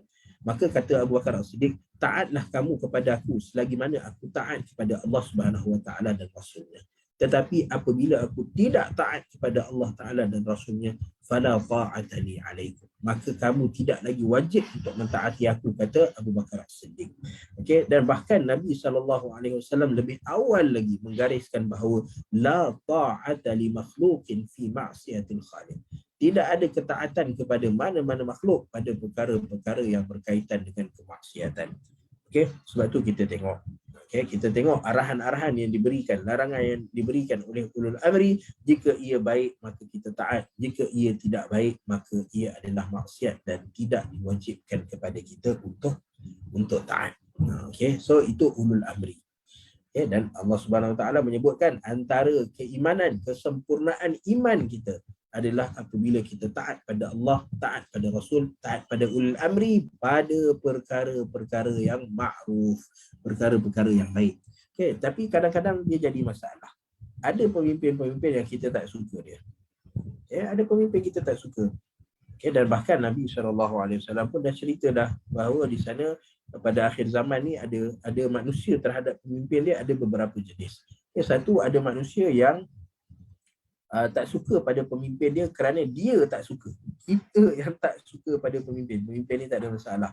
Ya, contoh macam Nabi SAW sebut dalam hadis Irbad bin Sariyah.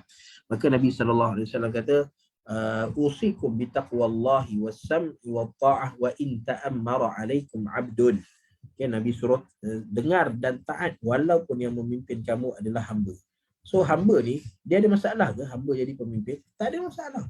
Cuma kita tak suka. Kita golongan merdeka tak sukalah hamba jadi pemimpin kita.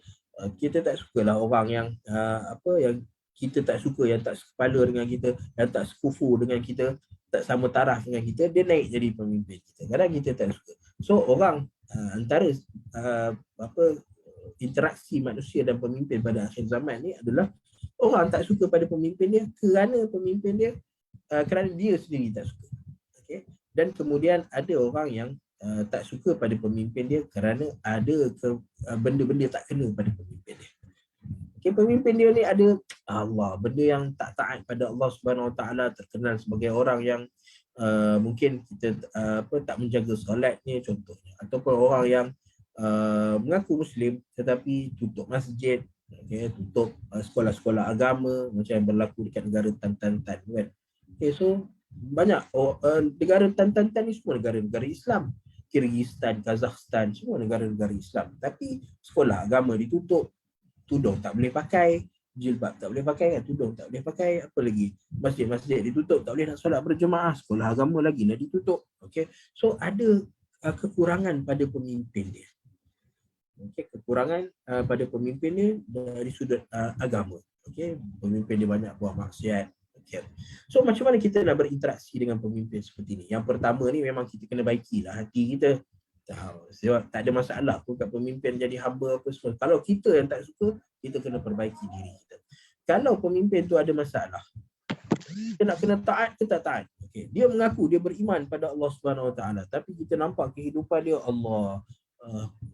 kehidupan yang sangat jauh daripada agama Allah Subhanahu Wa Taala. So macam mana kita nak taat, kita nak taat pada dia, maka taat kepada dia dalam perkara-perkara yang ma'ruf. Okey, dan taat kepada dia, Nabi SAW kata apa? Ma sallu ataupun ma aqamu fikumus salah. Okay, kita taat kepada dia selagi mana dia menjalankan tanggungjawab agama dia dan dia membenarkan kita menjalankan tanggungjawab agama kita. Walaupun dia jahat macam mana sekalipun, dia buat dosa ke, dia buat maksiat ke, selagi mana dia dalam buat maksiat tu dia masih lagi melakukan ketaatan pada Allah Subhanahu Wa Taala. Dan kita nampak solat Jumaat orang tangkap gambar. Penting. Bukan tak penting. Orang kata apalah pergi solat Jumaat kena tangkap gambar, pergi solat raya tangkap gambar. Kena. Okay, sebab apa Nabi SAW sebut ma sallu, selagi mana mereka solat, selagi itu kamu kena taat pada mereka. Ma aqamu fikumus salah, selagi mana mereka mendirikan solat, membenarkan kalian untuk solat, maka taat kepada mereka walaupun pemimpin itu ada kekurangan dia. Okey. Okay. Dan yang ketiganya adalah pemimpin yang rakyat dia suka dia pun suka pada rakyat dia. Dan ini adalah pemimpin yang terbaik. Okay, terbaik. Okay. So itu ulul amri. Itu pemimpin-pemimpin kita. Dan nak menceritakan tentang pemimpin kita, tentang cara berinteraksi dengan pemimpin ini perkara yang panjang, ulul amri minkum. Tapi pendeknya adalah Allah Subhanahu Wa Taala suruh kita taat kepada ulul amri. Itu adalah asas dalam agama. Asas dalam agama adalah ketaatan kepada pemimpin. Sebab pemimpin ini adalah fitrah. Sunnah Nabi, sunnah fitrah, sunnah yang Allah Subhanahu Wa Taala jadikan manusia ni tak boleh berfungsi melainkan kena ada pemimpin. Okay, so asal dia kena taat pada pemimpin, melainkan jika pemimpin itu tak baik.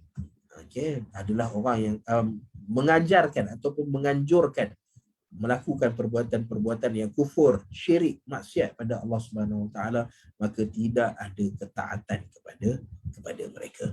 Okay. So kita nak stop kat sini dulu. Kita nak buka untuk soalan. Kita akan sambung bicara kita pada ayat 59 ini pada sesi akan datang, insya-Allah. Okey. Wa ulil amri fa in tanaza'tum. Okey, ini cerita tentang apabila, selepas ni kita akan cerita apabila berlaku perbalahan antara kita dengan pemimpin, antara kita dengan so ada perbalahan, munaza'ah. Okey, niza' ni persengketaan, perbalahan. Okey, dan kita akan tengok macam mana kita nak selesaikan perbalahan-perbalahan yang ada di dalam masyarakat. Okey.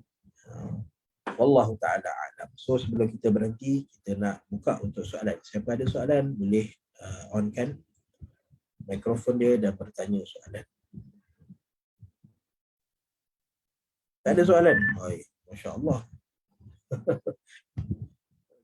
So saya nak ingatkan bahawa sesi-sesi kita adalah sesi dua hala. Okey, sesi boleh bertanya soalan, boleh bagi pandangan, boleh kongsi kalau nampak ada benda kelompongan yang perlu diisi, maka boleh. Kita sama-sama sebab kita dalam ni semua daripada kita nak belajar. Dan nak penghujungnya akhirnya adalah penghasilan ilmu. Okay, bagaimana kita nak menjadi seorang yang makin baik dan makin taat pada Allah Subhanahu Wa Taala, makin disayangi oleh Allah Subhanahu Wa Taala. Yang tu yang kita nak. Okay, sebab tu kita buka untuk siapa nak berkongsi. Ada? Assalamualaikum Ustaz. Waalaikumsalam warahmatullahi wabarakatuh. Ya. Bagi salam je. Okey, baik. Terima kasih.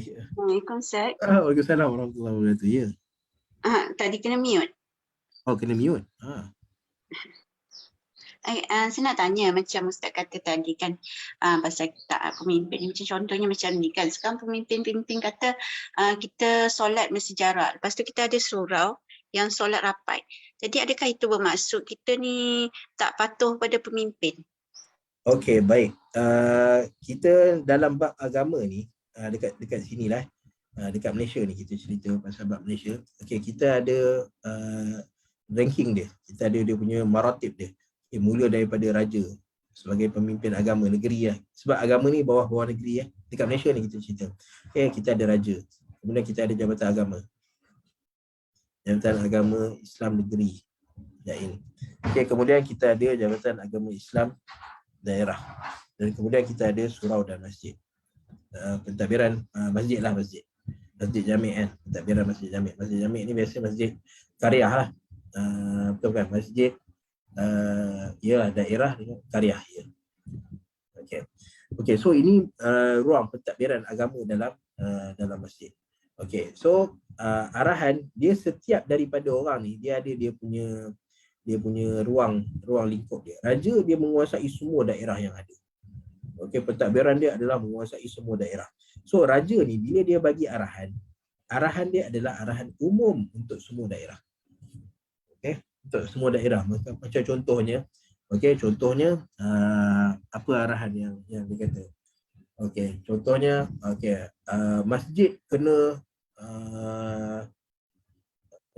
buat apa kena buat dewan contohnya. Okey, dia bagi arahan. Contoh, masjid kena buat dewan untuk pengajian. Okey, so itu arahan dia kepada semua masjid-masjid kena buat dewan pengajian. Sebab apa dewan pengajian ni? Sebab orang nak datang belajar dan mengajar dekat masjid-masjid. Okey, so arahan tu terpakai pada semua daerah. Okay, dan raja ni bila dia bagi arahan untuk semua. Okey, sampai dekat jabatan agama negeri ni samalah macam raja, maksudnya pelaksanaan jelah. Okey, sampai dekat daerah. Okey, daerah ni pula dia kata, bukan semua masjid dalam daerah boleh buat macam tu. Okey, sebab ada masjid yang jami'. Okey, ramai orang datang. Ada masjid yang dekat kawasan tumpuan ramai. Okay, tapi ada masjid yang sikit-sikit je orang datang. Okay, solat subuh dia setengah baris. Solat maghrib isyak pun setengah baris, satu baris. Okay, tapi dia masjid. Okay. So masjid ni kalau kita buat dewan, rugilah. Siapa nak duduk? Kita boleh pakai kawasan ruang solat utama tu untuk solat. Okay. So sampai dekat sini dia ada perubahan. Sebab apa dia ada perubahan? Okay. Dan perubahan ni dia boleh berlaku. Sebab apa? Sebab raja dia bagi arahan umum. Okey, tapi sampai kat ni dia kata tidak ada keperluan. Sebab apa? Ada pembaziran. Okey, sampai dekat masjid karya kata okey, ada orang buat dewan yang memuatkan 50 orang. Ada orang buat dewan 100 orang. So arahan tu dia dilaksanakan dengan berbeza-beza. Okey. So kalau kita nampak macam sekarang ni, kita ada satu arahan umum. Arahan umum kata solat berjarak. Okey, solat berjarak. Sebab apa? Sebab kita nak pastikan penyebaran COVID tu tidak tersebar dengan mudah. Okey, arahan berjarak. Okey, itu secara umumnya dikeluarkan satu negeri warta. Okey, ataupun satu negara. Okey, tapi ada negeri-negeri yang mana kes jangkitan ni sangat rendah. Okey, sangat rendah macam Perlis dululah. Perlis sekarang tinggi, antara yang tertinggi. Okey. So negeri macam Perak contohnya, jangkitan yang sangat rendah. Okey, so bila sampai arahan umum kerajaan sampai dekat negeri kata, oh kita sebab kerajaan secara umumnya suruh kita berjarak sebab apa? Takut jangkitan. Tapi oleh kerana kita ni jangkitan rendah, okey, semua dah vaksin, kita dah selamat insya-Allah. Kalau kena pun tak adalah kena pada tahap berbahaya. Kena pada tahap 1 dan 2. Maka ada Jabatan Agama Negeri yang kata kita solat rapat. Okay, rapatkan balik solat. Rapatkan balik. Okey. So mereka ni bukannya melanggar arahan utama, tetapi dekat sana ada arahan-arahan yang boleh dikhususkan lagi. Okey, dikhususkan lagi. Sebab tu kita tengok dekat Malaysia sekarang ni, walaupun arahan solat berjarak tu masih ada, tetapi tengok kalau pergi dekat negeri ni ada yang rapat, ada yang jarak dia masih 2 meter, ada yang jarak 1.5, ada yang dah jarak 1 meter, ada yang rapat soft dia.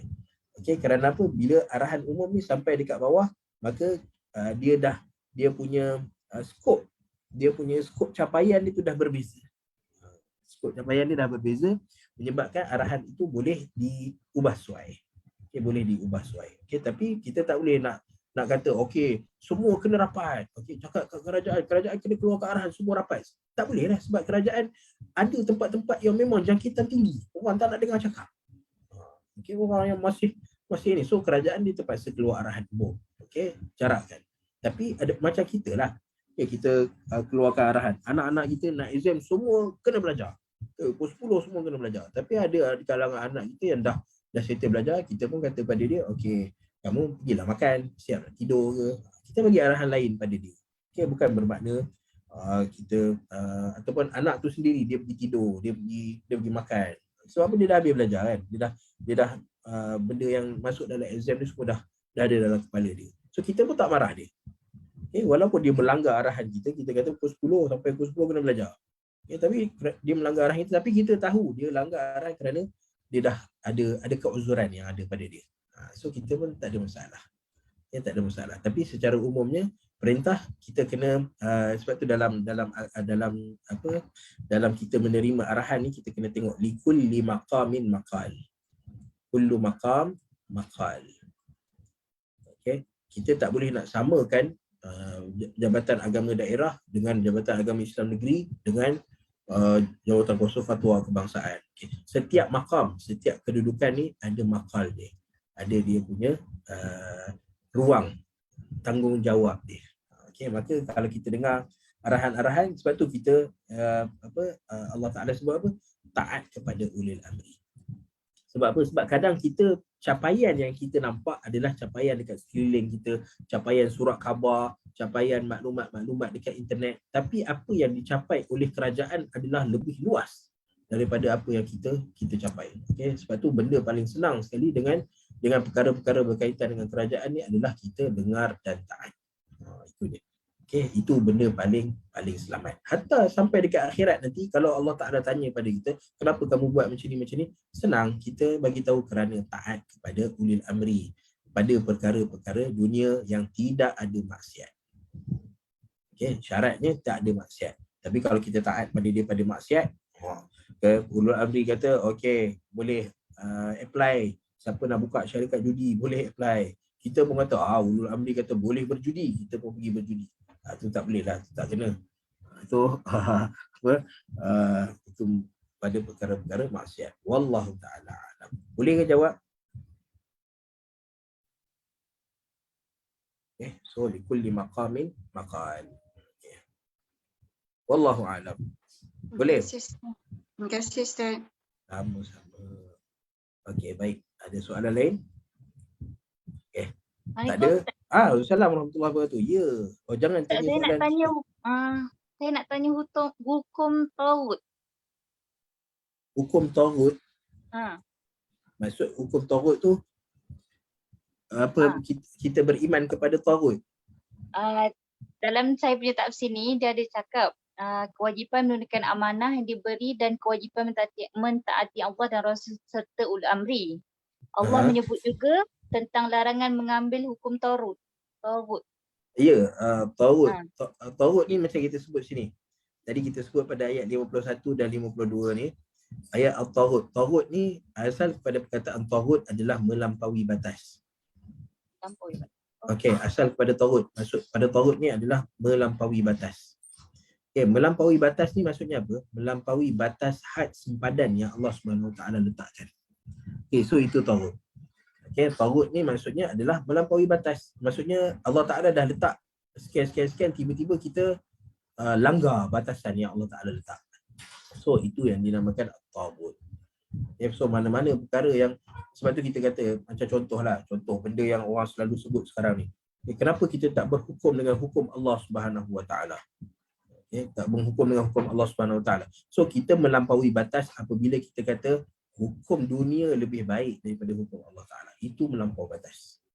Bila kita kata hukum dunia sekarang ni lagi baik daripada hukum Allah Subhanahu Wa Taala, itu melampaui batas. Okay, tetapi kalau kita kata kita tidak mampu melaksanakan 100% hukum Allah Ta'ala sekarang kerana situasi masyarakat. Okay, situasi masyarakat, kita bukan kuasa dominan.